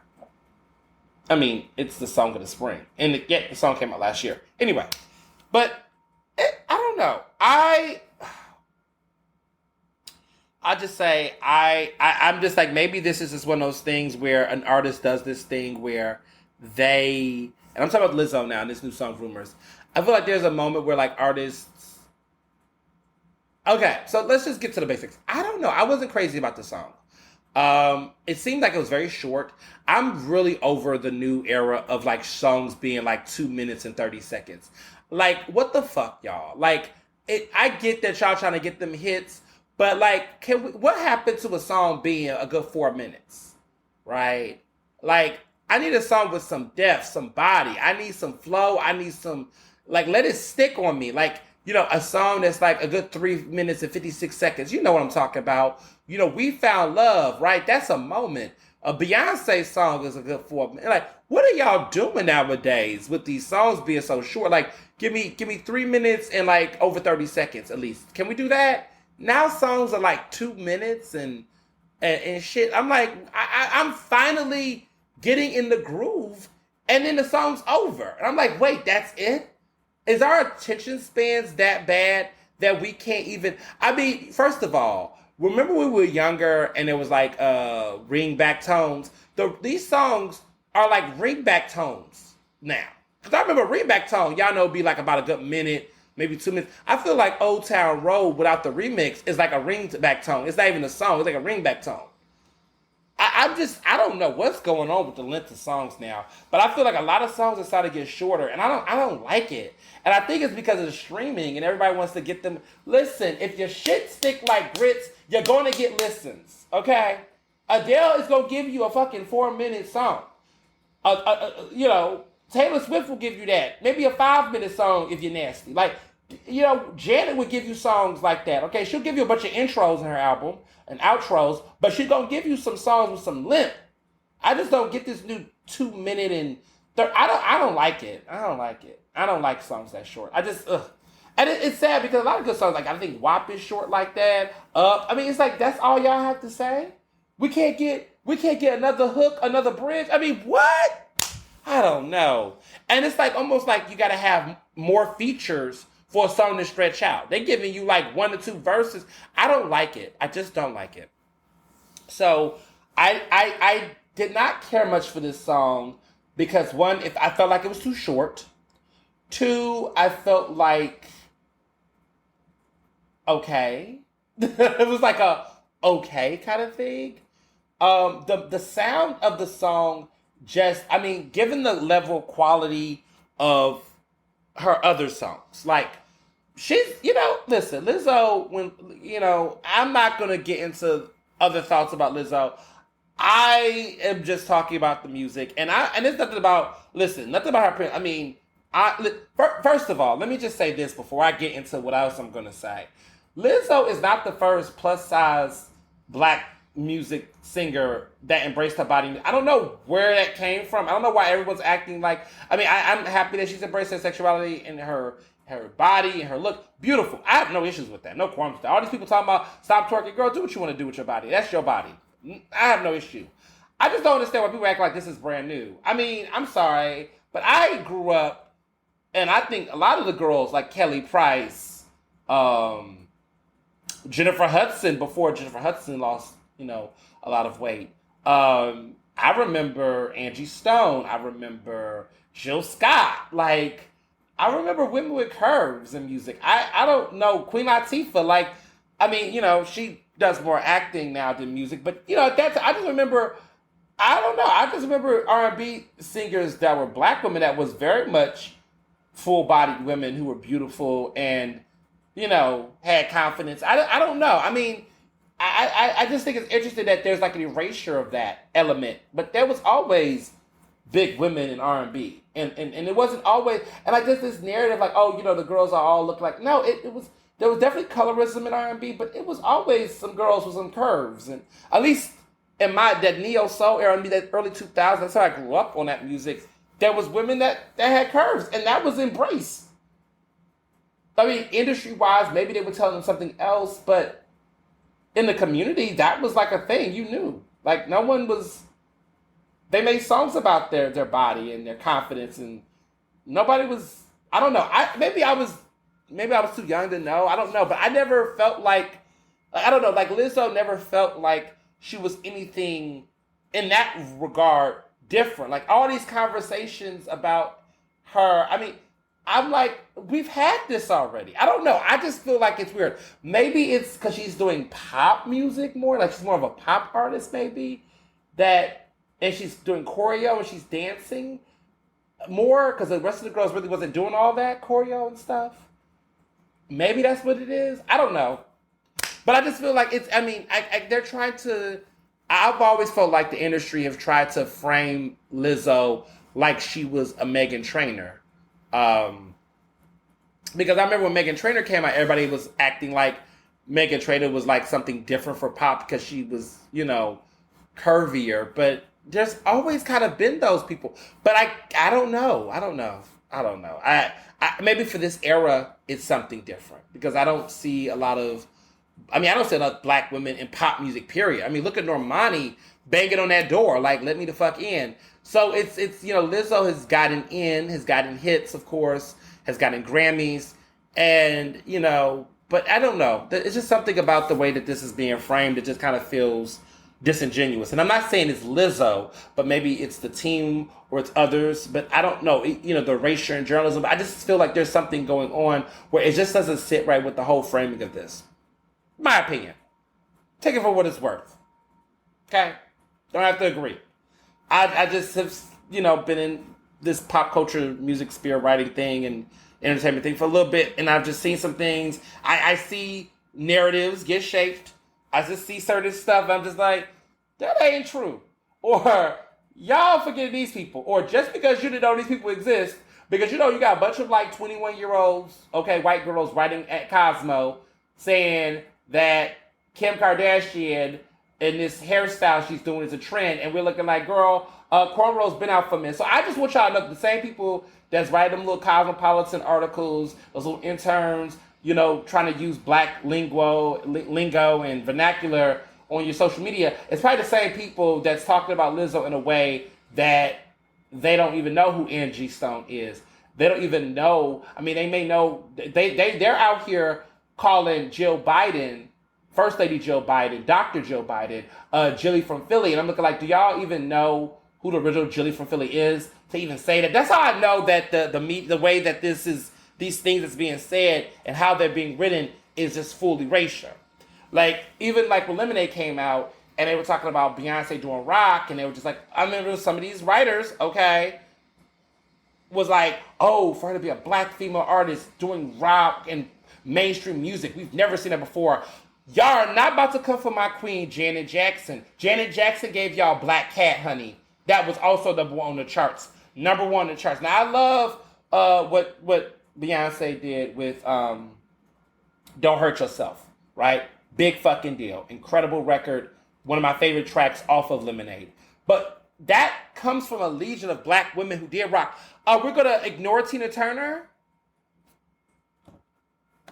That's all I'm saying. Just it's obvious that there's a bunch of white women who stand some of these black artists, and they're starting to do a lot of erasure. That's all. And they're starting to be ahistorical with their facts. And for black folks like myself who love music and really think about this and process this, I'm like, this ain't it. And sometimes some of these people are getting young where they don't even remember some of this. Or they're not even, they're not even taking the time to know the roots or understand the roots of the music that they come from. Or they're not understanding that there's things. And in Lizzo's song, she makes this point where she says, Black people invented rock and roll as a lyric in her song. This new song called Rumor. So there you have it. But anyway, this song, I just found the song, it doesn't give me classic. It gives me a very, I'm putting something out in the streets, it's going to be a temporary moment, rather than something that's going to have this long, like Truth Hurts is a song. It's an institutional song. It's a classic. Good as Hell is a classic, like a modern day classic. It's a modern day classic. Truth Hurts is still playing. Like Bruno Mars, even though I cannot stand Bruno Mars at this point, Uptown Funk is a classic. You're going to hear Uptown Funk, at our 25-year college reunion, right? We're going to still be hearing Uptown Funk. And a couple other songs by him, right? Because that's just where we're at with him. Some of his songs. We're going to hear Rolling in the Deep for the rest of our lives from Adele. We're going to always hear that song. Black people, we're going to hear Love on Top at every wedding, because that's just one of those songs. Love on Top is in my wedding playlist. Like, Love on Top is gonna always be in that zeitgeist, right? Good as Hell is definitely gonna always be on somebody's commercial. We're gonna hear Good as Hell. It's always gonna be one of those empowerment, confidence songs we're gonna see in movie trailers and things. Truth Hurts, we're gonna hear Truth Hurts in certain movie references. It's a cultural moment, and Lizzo gave us that. Old Town Road, iconic classic, like Lil Nas X's Old Town Road. Now, these new songs, these are good for the moment, but I feel like Old Town Road, we're gonna always hear Old Town Road play in throwbacks and things. That's just how music works. Some stuff sticks and some stuff don't. Like Bodak Yellow, that's always gonna be like a gritty hit. WAP is gonna be something we're gonna be talking about, like Back That Ass. We're still talking about Back That Ass over 20 years later because of its cultural impact. Now, I don't like Lil Boosie Badass, but independent, we're going to always be talking about independent in music. It's going to always play, My Neck, My Back by Kaya, okay? Remember that freaky song? That's always going to be in the cultural zeitgeist for different groups. Now, I'm not saying mainstream, but like certain cultural communities. Like if you go to a party, if you're going to a 3-hour party that's black, you're going to hear Back That Ass Up by Juvenile, okay? Cash Money. You're going to hear Independent by Boosie. It's just a staple. If you go to any family gatherings, you're going to hear the Cha-Cha Slide, the Electric Slide, the Wobble. You're just going to hear those songs. They're never going to shake down. And you're, of course, going to always hear Before I Let Go. It's just going to happen, y'all. It's nothing you can do about it. You can either embrace it or not. There's just songs that become a part of the cultural story and experience. If I go to a white wedding, I'm going to hear Don't Stop Believing. I might hear Living on a Prayer by Bon Jovi. I'm going to hear a song by Journey. I'm going to hear those songs. I might hear Sweet Caroline, in other parts. That's just the culturalness of those songs, right? You're going to hear certain songs that's just a part of that staple and that canon. It's just what it is. Don't get mad at me. You may not like these songs. You may know these songs so well that you say, oh my God, here this song comes. Sorry, but that's just how it works in culture. This song ain't it. And I'm not saying every song that a person makes has to be, right? Like, I love me some Rihanna. But I know there are some songs by Rihanna that's like, you know what, this is she got hits that stick like grits. But there's some songs that's just not going to be in the cultural jargon. So We Found Love is going to always play at some throwback college party. That's an era that Calvin Harris. When you hear We Found Love, that is the definition of the early 2010s. That is the opening of when Calvin Harris, who was that top producer, like that is Calvin Harris at his peak. That was when Calvin Harris to me was like, okay, I don't know who this white man is, but now I got to know who he is because Rihanna had him on a song. I thought he was singing on the song when it said featuring Calvin Harris, and I found out he's a DJ. I was like, okay, this is it, right? There are songs like that, right? But then there's stuff like by Rihanna, like Man Down. I like Man Down, But Man Down is not going to be a song that's going to be played at every party or everything, right? So you just know, We Found Love will be a gay club staple. Okay, no matter what gay concert, party, mixer you go to, you're going to hear We Found Love. That's an ultimate gay club staple. That's a staple of a gay club. You're going to have to hear that. What are some other gay club songs? Like Toxic. Toxic is definitely a gay club staple. You cannot go to a gay club and they don't play some remix or some play of Toxic, okay? And the I Want to Dance with Somebody by Whitney Houston, that is a gay club staple. You cannot go to a gay club and not hear I Want to Dance with Somebody. There's just iconic themes that go with certain things. I could talk about this for hours, but all I'm saying is that there's a pattern here. This song is not that, and that's okay. It's just not. It's obvious that this song was written in a way that's supposed to be a teaser. I got the sense from this song that she wants her fans and people to know she's coming. She wanted to put out something that was going to have some type of tweetability so people could tweet. She makes current references. She teases at certain things. And, she just wants to, it just gives me thirst for virality. Like, she wants people to be talking about it right now. She wants hype. She wants to get a Billboard, high debut. It just gives me very now, to the point where it kind of is like, okay, but this will get old, like next month. I don't know. I just wasn't crazy about it. I don't think it's going to be, I don't know. I think it's going to debut high because she's got the right elements. She hasn't been out for a minute, so there's been anticipation for Lizzo. She also has Cardi B, and Cardi B on any song right now is going to do wonders. I mean, Normani debuted in the top 20 of Billboard because of the strength, I think, of Cardi B. Like, if Normani came out by herself, she was not going to jump that chart like that. I think, Cardi has that influence right now. Cardi's hot. To do a song with Cardi B right now is as valuable as doing a song with Nicki Minaj in the 2010s. Yes, I said it, and it's true. If you get Nicki's still doing features and still doing. Nicki on a song is still, okay, Nicki Minaj, she's not where she used to be, but Nicki Minaj doing a feature right now is still worth something. But I'm thinking when she first came out, she was working with Mariah Carey, Usher, she did something with everybody. Rihanna, she did something with, I don't know, Madonna. I don't know who Nicki has not collaborated with. She's worked with everybody. Kanye, Jay-Z, Britney Spears, y'all. Like, Katie, oh my goodness. Maybe Gaga? She hasn't done anything with Gaga. But, she's done something with everybody else. She's worked with some of the she's worked with everybody. Like, nobody can, people try to, listen, nobody in the industry can play Nicki because they've all leaned on Nicki to pump some relevance in their career. She's worked with all the rappers, most of the pop girls. Nicki has put in that work. You can't deny that about her. Her personal life and some of her personal decisions are not the best. But I will say that as an artist, Nicki has definitely put in that work. And so I think to say that, Cardi definitely has this value now in features. Like, if you get a feature with Cardi right now, you doing something. Because Cardi just worked with everybody. She did Normani last month. Now she's doing Lizzo. Her and Meg did a collab. She's collabing with all the women in the industry. And I'm very happy for her and for this thing she's doing right now. So I saw the music video. It was cool. I don't want to tell too much of the details. It's a remake of like the Muses that was in Hercules. And she's kind of remixing that with Cardi. I don't know. I've just been looking at music videos. I'm like, these videos look like they cost a lot of money to make, which is cool. But there's just something about them that's just feeling like they just are doing way too much. And it's like, it just wants so much.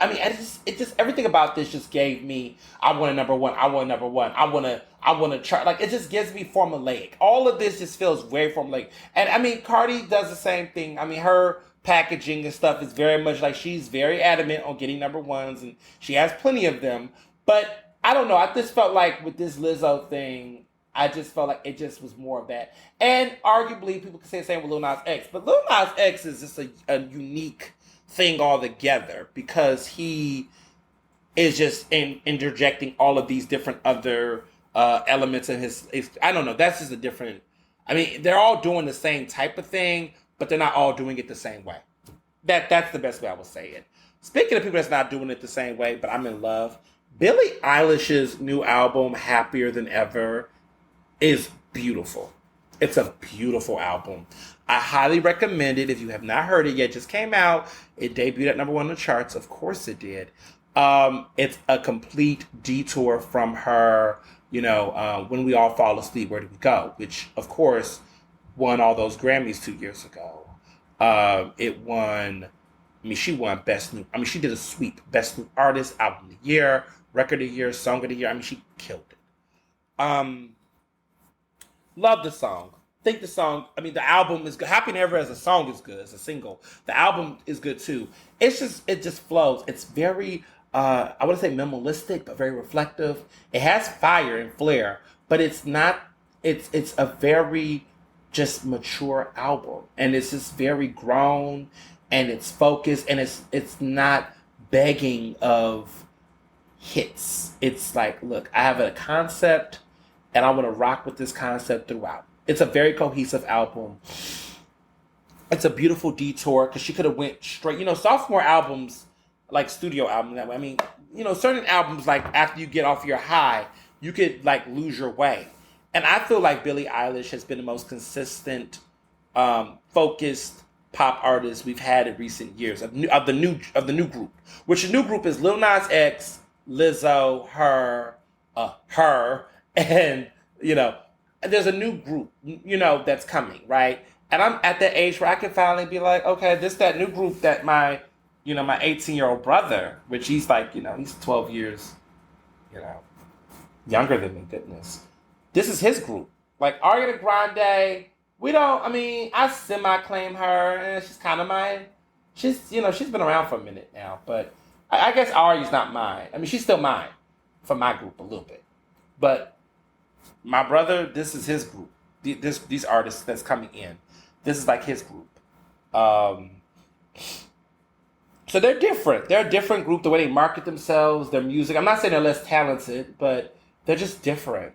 And so I'm just I could be slightly, not old head, but now I'm at that age where I could be like, y'all not Beyonce though. No, I'm joking. Y'all not doing it like Rihanna, honey. Okay. Like Justin Bieber, like I was when, I was in that group. Ugh, a lot. Speaking of a lot, so quickly, Beyonce's interview she did with Harper's Bazaar was fabulous. I liked the interview. I will say this. I liked the interview. I was not expecting this. This came out of nowhere. But the interview she did with Harper's Bazaar, she doesn't really do interviews that often, y'all. Y'all know that. She gives us one every 2 years. But I like this interview she recently did. I feel like her, she's really focused. Like, in a nutshell, y'all, to just keep it real, Beyonce is tired. Not tired. She is just in a space where she doesn't give a fuck. And that doesn't necessarily mean tired. So let me clarify. I don't think she's tired. I think she's tired of the old shit. She says the past is the past. And she's not trying to compete with herself anymore. She's not trying to one-up herself anymore. And she is very adamant on taking care of herself, like emotionally, psychologically, all of those things. She's investing in self-care. And she said new music is coming. And so what that told me is, when y'all saw that Homecoming documentary, I kept telling people, we're not going to see Beyonce in that way again. We're not going to see her do that again. Because it was hard for her to get herself back up after that last pregnancy to do that. She's not doing that anymore. Like, Beyonce as a world tour artist, I don't think she's doing world tours like that anymore. I think she might make some appearances at some award shows and fuck it up, but I don't think she's doing tours like that anymore. And that's okay. She's going to be 40 next month. September 4th is her birthday. She lets y'all know she's a Virgo. She's over it, like over that type of performance. And she's 40. She ain't gonna improve. And she talks about how she's maintained a career and have seen so many other artists that have lost their lives themselves to the industry. And what's happened to some of her heroes. And she's right. Like we saw, Mariah bounced back. Mariah is her story is a triumph, okay? Janet, has overcome tragedy and loss and everything, and she's maintained, right? But you look at Michael, you look at Whitney, you look at, Amy Winehouse and some of these other artists, it just, life just takes over. So I look at like what Rihanna's doing, who's now a billionaire. You look at all these other people, and I think she's in a space where she's like, you know what? Or even Kanye, right? Look at him. He's a mess. She doesn't want that. Like Britney, she doesn't want that to be her story, and she's really done a good job at keeping herself intact in spite of everything. But she's did things that other artists didn't do. She's avoided being overexposed at her own personal life, right? She tells people what she wants to tell them. She's done a lot. And in the past, people looked at her as being cagey, and she knows that's what it's giving, but she doesn't give a fuck. And and I used to be annoyed when I was younger, but also I was younger in a society that was obsessed with celebrity culture. So I used to be like, oh, she's so uptight. Like, why she doesn't do this? Like, but I get it now. Like, now as somebody who's kind of a little famous now, I suppose, I get it now. I get it. You just have to, but I was also younger. Like, I don't know why old grown-ass folks was like asking her to do all that. Because like, if I was their age, I'd be like, why would she want to, anyway. I get it now. I completely get why she is the way she is. And, she's doing her thing. So she's got CBD. Apparently, she's into CBD. She's into honey. Like, she actually has beehives. She's into honey now. She's into CBD. We're not going to get the Formation Tour, the Formation World Tour DVD, and the Mrs. Carter World Tour DVD. We can forget it. We're not going to get it because the past is in the past. She didn't say that, but I felt that she was saying that because she didn't say anything about it. And for Beyonce fans and Beehivers, we gotta understand what I'm talking about. This is a moment, right? So that's not happening. But we are going to get new music. Apparently, she is giving new music. Excited to hear what it sounds like. She, I just think the days of her being that pop, she's been slowly pushing us off of that. So I can't even get mad. I think for the last 5 years, she has been adamant on being like, I know what y'all want from me, but y'all gonna listen to this new shit. It's not bad music. It's that she wants us to understand that there needs to be a new generation. If you want that high intense choreo and all of that, go listen to Normani and support Normani. Because Normani has the chops and the energy and the stamina and the hunger to do that. She's passing the baton. I'm not saying she's passing it to Normani. I'm just saying that she's at a point where she's like, listen, the things you all are demanding from me, I'm not giving y'all that like that. I'm giving y'all me, and me as a brand is great. Beyonce as a brand is fabulous. But she's not doing that high choreo stuff. She's not doing any of that stuff anymore. And we as fans have to accept that she's coming into a new era of her life. Because we've been with her for 20 years. She's been in the game for over 20 years, y'all. So it's time to let our artists grow. Like, even with Britney, I'm at a point where I don't think Britney's ever going to make music anymore. She might. But, like, y'all, stop trying to hold. Like, Britney's been in the game for 20 years, too. She's been in the game for a minute, too. Y'all, like, these artists are getting older. And we're getting older. And we cannot put that pressure on them and that expectation for them to do what they did 20-something years ago. Because that's how you get a Madonna. And there's no shade to Madonna because I love me some Madonna. But that's how you get a Madonna. In some ways. You think about it, Madonna will not... I'm not saying Madonna needs to go somewhere and sit down, but Madonna, Madge, come on. I just feel like... I'm not being ageist here. I'm just saying that it's okay to evolve. It's okay to stop doing something. And it doesn't mean that you're weak. It doesn't mean that you can't do it anymore. It's just that you want to do something different. And I think that Beyonce is in a phase of her life where she's given us the highest level of entertainment as far as performance, right? That she's ready to because it does wear and tear. She talked about that. Hair and skin and feet and all that. Like, it does a lot. Like, doing that kind of high, intense dancing in heels, that stuff does things to you. Psychologically, physically, it's a lot of work. And she executed it very well. And so she's at a point where she's like, you know what, if I can't do it like that, and I don't want to do it like that, maybe she just don't. Maybe she could still, if Beyonce wanted to, she could give us one more world tour, and she could give us one more high, intense album. She could do it. The thing is that she doesn't have to. And that's the point. And we have to accept that. And I've accepted that as a fan. I'm ready to embrace this new chapter for Beyonce's career and life without any reservations or bitterness about the things that I wish we could have got more of. I remember they were speculating that there was going to be a dance album. And we're not going to probably get that. And that's okay. It's her life. I mean, shit. Like, it's cool. And we have to do that. Now, as far as Rihanna go, Rihanna, baby, I love you. You got one more album in you, Rihanna. And I know that Rihanna is working on new music. And I see she's with that horrible boyfriend, A$AP Rocky, that I'm not really crazy about her with. But anyway, I know she got one more album in her. I just need another album, Rihanna. Just one more banger. Okay, because you can't leave. Anti was fabulous. How do you drop an album like Anti and say, okay, bye now? Can we keep going? One more again. One more. Just one more. I know you don't need to do it for money. And that's the good thing. I think the fact that Rihanna is so rich at this point that she doesn't have to care. She could just give us like the real shit we want and know that her whole livelihood doesn't depend on it. She's probably going to put out her best music ever now because she doesn't have to worry about money now. She owns her masters. She's got her own record label stuff. She's got her own shit. Rihanna, just give us one more album. I know it's coming. I've been waiting. It's been 5 years.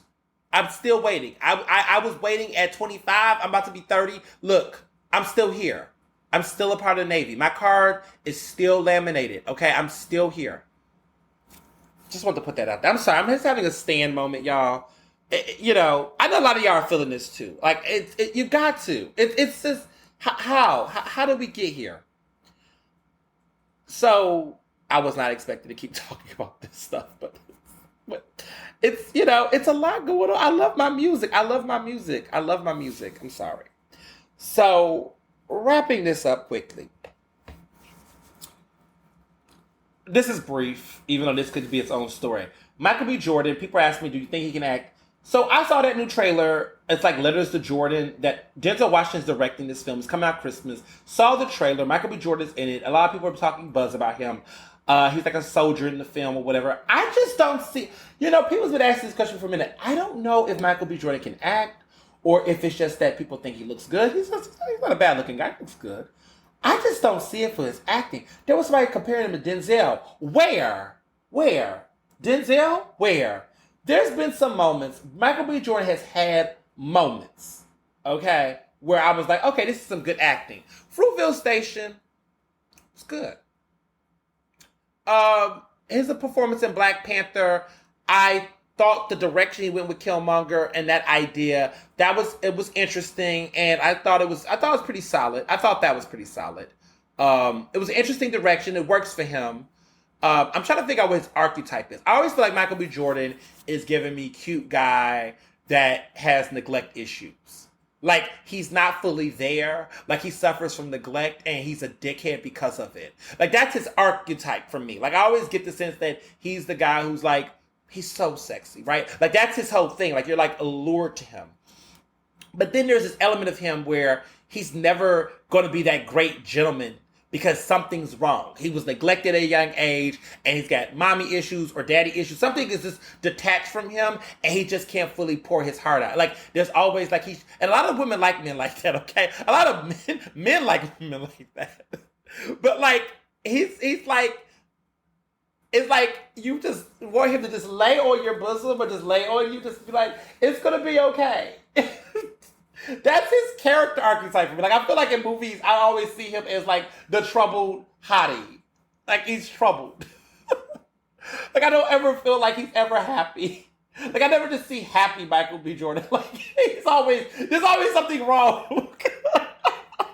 And you look good, but something's always bad. I always feel that way. Like, when I saw him in Creed, right? Like, Creed, for example, is a perfect example. He can box his ass off, got a nice body, all of that stuff. But, like, you know, he's mad at something. You're like, why is he mad? What's wrong? Like, something's always wrong. I don't know. It's just that's just what I get out of him. But no, his you know, I don't know if he can act. I don't know. I think he has moments. I feel like he's like, so I'm going to be shady here. I feel like he's like Tom Cruise. I feel like he is the Black Hollywood Tom Cruise. He's like our Black Tom Cruise of this era. That's the best way to describe him. I don't think he's the Denzel. Denzel is Denzel. And if we're talking Denzel, like, I don't want to do that. But, like, Denzel is like white people's Robert De Niro for us. Like, no one's questioning Robert De Niro's acting chops. If you're questioning Robert De Niro's acting chops, you could go somewhere and sit down. I feel like the way that white people talk about Robert De Niro is the way that black people talk about Denzel. Like, that's heavyweight level, right? Michael B. Jordan's not giving that. I'm trying to figure out who is the next Denzel successor. I don't know. There's some people that got some potential. Jonathan Majors might be. I think Jonathan Majors has it if they keep giving him more roles. I think that Jonathan Majors might have it. I think he's got the juice. I could be wrong. I think he got the juice. I think he got it. He got to keep going, though, of course. But I think Jonathan Majors, these guys in their 20s, he's young. Like, I see him. I think if they keep giving him more roles, I think Jonathan Majors might be the next Denzel if we're going to have that conversation. The same, like, he's giving me Leonardo DiCaprio. Like, Leonardo DiCaprio has become Leonardo DiCaprio, but, like, Leonardo DiCaprio has evolved as an actor. I feel like Jonathan Majors is like our Leo right now. Michael B. Jordan is like, I think, Tom Cruise. Like, Tom Cruise is going to give you action. He's going to give you all of that. And every blue moon, he's going to pop up and give you a Magnolia, a Jerry Maguire, and, you know, give you one of those moments. And then you're like, okay, all right. Give him a nomination, y'all. Cool. But then he's going to go back to making money, making movies that give him money. I feel like that's like Denzel. I think that's, not Denzel. I think that's Michael B. Jordan. Michael B. Jordan is an action-packed dude. He's going to give you kick action movies. He's going to always be that heartthrob in that way. He's going to make some good money. Man will never be broke for the rest of his life. He's also going to have the gay rumors, which is kind of what happened with Tom Cruise. And he's also going to date hot, known people, like how he did Katie, like how Tom dated, Katie Holmes and dated Nicole Kidman. He's dating Lori Harvey, other things. You know, it's the same type of energy. I get the same similarities. I'm not saying that Michael B. Jordan is jumping on couches. I'm just saying that, do y'all still remember when Tom Cruise jumped on Oprah Winfrey's couch? Now, when I was younger, I didn't get it. I thought that was just like, okay, that's weird. And I remember everybody made a big deal about it, thought he was crazy. I didn't understand what was the deal. Like, I didn't get it. Like, I don't know why everybody was talking about it. But in retrospect, I'm like, did you put your dirty ass feet on Oprah Winfrey's couch? Are you fucking crazy? Now I get why people were shocked. I didn't get it. I just said, oh, that's just a white boy being crazy. I'm like, that's what white people do. I was just in that mindset, like, maybe just some white Hollywood style. Maybe the Scientology. I didn't get it when I was little. I was like, oh, this is, I guess. But now I get it, because I'm like, who does it? You don't even do, like, I could have never imagined jumping on, Tom was on some other shit. But, like, I feel like Michael B. Jordan could be the next Tom Cruise. I could see that energy where he'll do all the action films, and he'll do a couple of these, like, serious dramas, and it might be cheesy, but it's still gonna, you know, he's gonna do a couple of those things for the culture.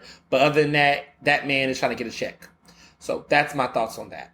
So I'm going to a stay vacation. I'm doing a beautiful staycation. Well, not even a staycation, actually. I'm going to AC. I'm going down the shore.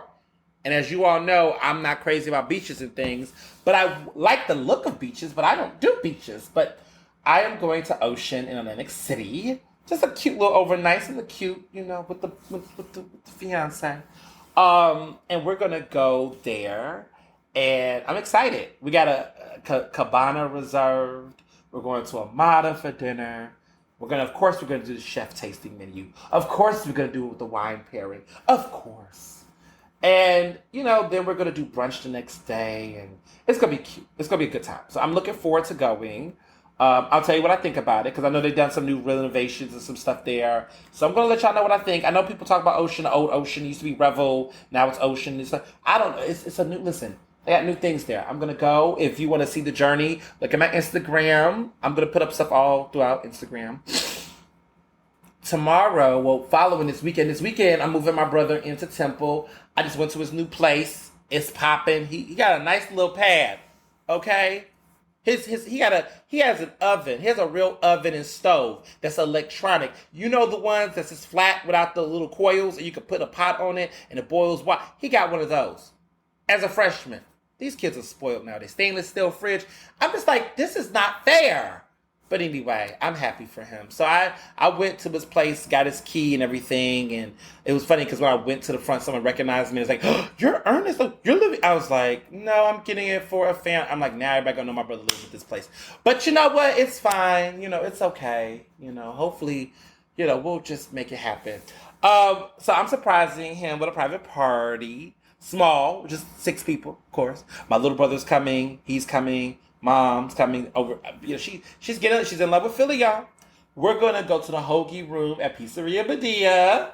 Yes, we're gonna have a private little party. He gonna experience the hoagie room. This is his first time in Philly, y'all. Like, this is his first time stepping foot in Philadelphia. He didn't come to my college graduation. Just my mom came, and then they, because it was just too much going on with flights and everything. But that was like years ago. He was like super little. I think he was scared of flights. I think he was also scared of the plane. But he's coming, and this hoagie room. So I cannot wait to see his excitement. I cannot wait to see all of it. I cannot wait. I'm so excited. So that's happening. And then last but not least, because this is a petty moment, goodness, every time I think a podcast episode is gonna be a short one, it's always like you all just get the best out of me, and you all love it because it's such good conversation. So wrapping this up, someone said something to me the other day about, we was having this conversation. I went to a bar, oh goodness, maybe 2 weeks ago or something, and I saw somebody come up in there with a baby, y'all, and I've been tweeting about this, and people are divided on it, but I just don't think babies should be at bars. Someone asked me, had I ever been to Wisconsin? No. But I get your point. Okay, so I was there, baby was there, and I'm just like, and then I got a little, I started realizing how many people do this, and I'm just like, wait a minute. So you're bringing a baby to a bar. I get it. A grown-up's got to drink too. I just don't know. First of all, I was with my friends and we were talking, and it was a little loud. We had a bar. You got to talk a little louder because everything else is loud. And I'm feeling bad for the baby because I'm looking like your ears, the baby's ears. So I don't know. I was swearing, and the lady turns and looks at me with this glare, and I'm just like, okay, listen, woman. I get it, right? I get it. I get it. Manners. But first off, you got a baby here. If you cared about your baby hearing vulgar or anything like that, you would have not had that infant in a bar. Okay? So don't come judging me, because I'm judging you. Why you got this baby here? Okay? You could have got a to-go. They still do to-go cocktail. Well, they can't now. Shit. Whatever. You listen. Get a sitter. Or better yet, get, maybe you could, do some other. I just don't understand with COVID out here in these streets. Why are you going to a bar and babies can't be vaccinated? I mean, clearly they can't. Like, that's just too much. I don't know. It's just too much for me. I just was just like, no. As somebody who doesn't have any kids, when I go to places like bars, places like that, I think seeing babies there just makes me, be like, damn, I got to turn down because I don't want to turn up too much because, there's a baby here. I just feel like there are sacred spaces where babies should just not be there. And I think a bar is one of them. Now, if you're at a restaurant and it's like a bar adjacent, well, figure it out. There could be some workaround there. But there are just straight up bars where people are at. I don't mean, it be smoking there. Some people, some groups, there might be some outside, people step out to smoke. Whatever the case is, it's just too much activity going on. And I just don't know why people do it. I just don't know why people do that. I'm not in favor of it. I just think people should just, listen, get a sitter or something. Like, even with my wedding, like, Barry and I were both like, is this a baby wedding? He's like, no. Because babies cry. Because that's what babies do. Babies cry. Let kids be kids, right? But then you have to recognize where that is the space for that and where it's not. And so we just had a rule, like, no kids. No kids. And the only kid that is coming is my little brother, who is 11. But that's because he's family, like family.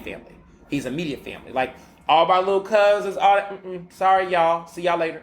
See y'all this Christmas. But you gotta let people, because we're gonna have an open bar, and I don't want to be responsible for stuff. I want grown people that can handle their own, that can be mature, that can be whatever. The only person under the age of 21 outside of my little brother is my other brother who's 18. That's it. Everybody else is over the age of 21. I want grown folks, because this is a grown party. I want to be able to curse. I want to be able to drink. I want to be able to get tipsy. I want to be able to have fun and not, be a mess. I mean, be feeling like I gotta be surveilled. Like I want to let loose. And I don't want to be having to have all that restrictions and things. I just think there's got to be places for adults, and the strip club should not be the only place for adults to be adults. I think that bars in certain places, you have to carve up grown folks space. And I'm saying that now as a grown person. I get it now. Okay, I get why my mom was like, okay, look, Ernest, you gotta, you gotta stay in the house. This is, watch the fort. I get it. I appreciate that, because I get, like, looking back, my parents want to have some time to themselves. I used to always feel, when I was young, I used to always feel like, y'all don't want to hang out with us? We suck, we whack. It wasn't that. It's just that they was like, look, we want some time to talk about some things and do some things that adults do. Like, they just want to go out for a drink and shoot the breeze. And clearly they can't do that with us, because they probably talking about us. How your kids? They get on my nerves. They can't say that in front of me. Well, sometimes they did. But, like, I just think about, I get it now. I get it. I get it. And as now an adult, I get it. Like, I have friends and people I know have kids, and, like, they do appreciate them opportunities to, like, get a sitter and things. Because you just need that, So, just something in my mind. But, yeah. Okay. One more thing, because it's just on my mind. Quickly. Was at Marshall's last week. Yes, I go to Marshall's. I go to every place that has good clothes, that have a good sale. Okay? That's just what I do. I don't ever pay for anything full price. I like a sale. But sometimes I go to Macy's to get a couple of things. Actually, it's crazy. I don't really go to Macy's for clothes. I actually go to Macy's for cooking product. And I shouldn't even be doing this. I shouldn't even be saying this, because I got a registry full of stuff, but, like, I'm just buying a couple little things that just, I just can't help myself. But let me tell you something. Don't sleep on Marshalls. Don't sleep on Ross. Don't sleep on TJ Maxx. They be having good cooking appliances. They got just really cool, stupid shit that, like, it you don't need it, but you want it. You know what I mean? Like weird paring knives and dumb shit that's like, I just want this because I do. Right? It's like that. Like, I got, like, egg rings the other day. Yeah, what the fuck I'm gonna do with egg ring? Oh, because I want to make my own, like, egg McMuffins at home. That kind of shit. So anyway, I go to Marshall's. I buy a lot of stuff from their home section and stuff. They got some good candles. You can catch a couple good candles up in there. Some little office decorations. I like them. People sleep on Marshall's. I don't know. Well, maybe I'm not. I don't know. But I go to Marshall's. I go there. I don't really get close. Sometimes I might find a little Ralph Lauren, cute little polo here and there, like, slide and get a couple of little things. They sometimes have some good ties, or I might find some good underwear. But I really don't do too much heavy shopping there for clothes. But everything else, though, I'm a big fan. And TJ Maxx, one of them stores where you could be in a line and you walk up out of there with all that caramel popcorn, some alkaline, water and crap, because they got a crazy snack section. So they'll be having all this shit that they try to sell at you at the front. And I'm a sucker for it, y'all. Like, I'll look at it and I'll be like, I do want this. Yes, I do. So, nevertheless, there was a situation with a kid. A woman was there at the shopping section. She was, decked out or whatever, and her little boy was in Versace. And that boy had to be like, with kids nowadays, they look grown in there. Maybe 2 or 3 years old, definitely. He definitely was 2, 3. He was not pre-K ready, but he was, it was very cute. He had on a little Versace outfit, and I was like, oh, look at this little baby in this Versace. Well, he was eating some snack. I don't know if it was one of them little, it wasn't a rice cake, but something like that. It was one of them little granola bar things, but they were like crummy. And he just was eating it and trying to eat it. And he kept getting the crumbs. He kept getting the crumbs on it. To me, it was adorable. Like, this kid is like trying to eat. and he's failing, but he's trying. And that's cute. Well, what wasn't cute was that she kept popping him. And we're in this long line. And I just hate to see kids get cursed at or yelled at, especially small. I just don't like that. That just, no. And my mom was never like that. I mean, now when I got to like 14, she was like, bring your ass in here and take out the trash. Okay, yeah, I was 14. And I need to get my ass down and take out the trash because I was not taking out the trash. Okay. But when you get to like 3 and you're doing things like that, that just, I don't know, that just set me off. So she did the first time. I was like, maybe, okay, she got crumbs. Maybe she's going to do a pat. Oh, no. She just kept doing it each time. And he kept, popping up. Like, it was like a thing. And it looked like he wanted to cry, but he didn't cry. But he was just, like, clearly getting disturbed. And obviously she was doing this because she didn't want him to spill on his outfit. But I was looking like, first of all. So I said something. So I it was a joking one. I said, so everybody was looking, but they were trying to avoid it. But they were, like, looking. They were just, like, it was just very awkward. And just uncomfortable. And so then I was like, he not wearing Versace, right? Like, I said it in a joking way. And everybody in the line started laughing. And then she stopped popping him. And then she looked at me with this little, like, so face. And for me, one, I was happy that baby get to just be a baby. And I think somebody, like, offered a napkin or something in a purse or some wipes or something like that. I think it was, like, those, like, Kleenex, like wipe your hand thing. I think someone offered. But it was just like the fact that you're like, again, letting kids be kids. I was wearing Oshkosh, the children's place, stuff like that. Clothes that were durable, that was made, ready, right? And I don't know this culture. I mean, this has been around because I've always seen people dress their kids up. I mean, I was little and it was Easter Sunday. We put on the little, was it Perry Ellis and Kenneth Cole leather jackets when I was little. It was too much. But that was the outlet, though. She loved the outlet. My mom loved the outlet. We never went straight to the, it was always an outlet. But I remember certain things we would dress up for. You always get ready for Easter Sunday, Christmas, things like that. But we was never getting popped if we spilled things. It was never like that. It was just like, you just can't have anything. You can't eat in this when we take these photos. Now, afterwards, get into your play clothes. We had what was called play clothes. We just knew the difference. But, like, we were very much more a little bit like around a 7, 8. But when we was little, it was Oshkosh, okay? Corduroy, little strap bones, zip-ups and things. All those kind of things. We wore durable clothes. And it was still cute. But you just knew, listen, if you spilled, it would hide to spill. That's why I think we was wearing so much corduroy. Because if you spilled something, it was easy to, like, wipe it off. But, like, that was the things you would do for kids. And I just thought, I don't know, just people projecting. Like, what are you trying to prove right now? You're at Marshall's in this Marshall's line. You got this baby up in Versace. Why? What's the point? I mean, mind you, she was in, I think she had Versace on and she was just doing a lot. But it's just like, why? Let that kid be a kid. Did you really think that kid wasn't going to spill? Listen, the materialism, clearly the kid doesn't give a fuck about materialism. But these parents do. They think it's signifying some of a wealth. It's like, it's just too much. I hate stuff like that. Please stop dressing your kids up in overexpensive clothes. Because people like me will say something because if you're going to be popping a child, that's going to do more damage than anything that kid is spilling on Versace. Just food for thought. So, yes. Well, I have some packing to do, get ready to get on my little staycation. This was fun. It's always a pleasure catching up with everybody. And, as always, be best. Ernestly Speaking is recorded in Philadelphia, Pennsylvania, and can be found on Apple Podcasts, Google Podcasts, Spotify, and SoundCloud. To stay up to date with the latest on the show, follow me on Facebook, Twitter, and Instagram at Mr. Ernest Owens. Use the hashtag Ernestly Speaking to tell me what you thought about this episode, and check out my website at ernestowens.com.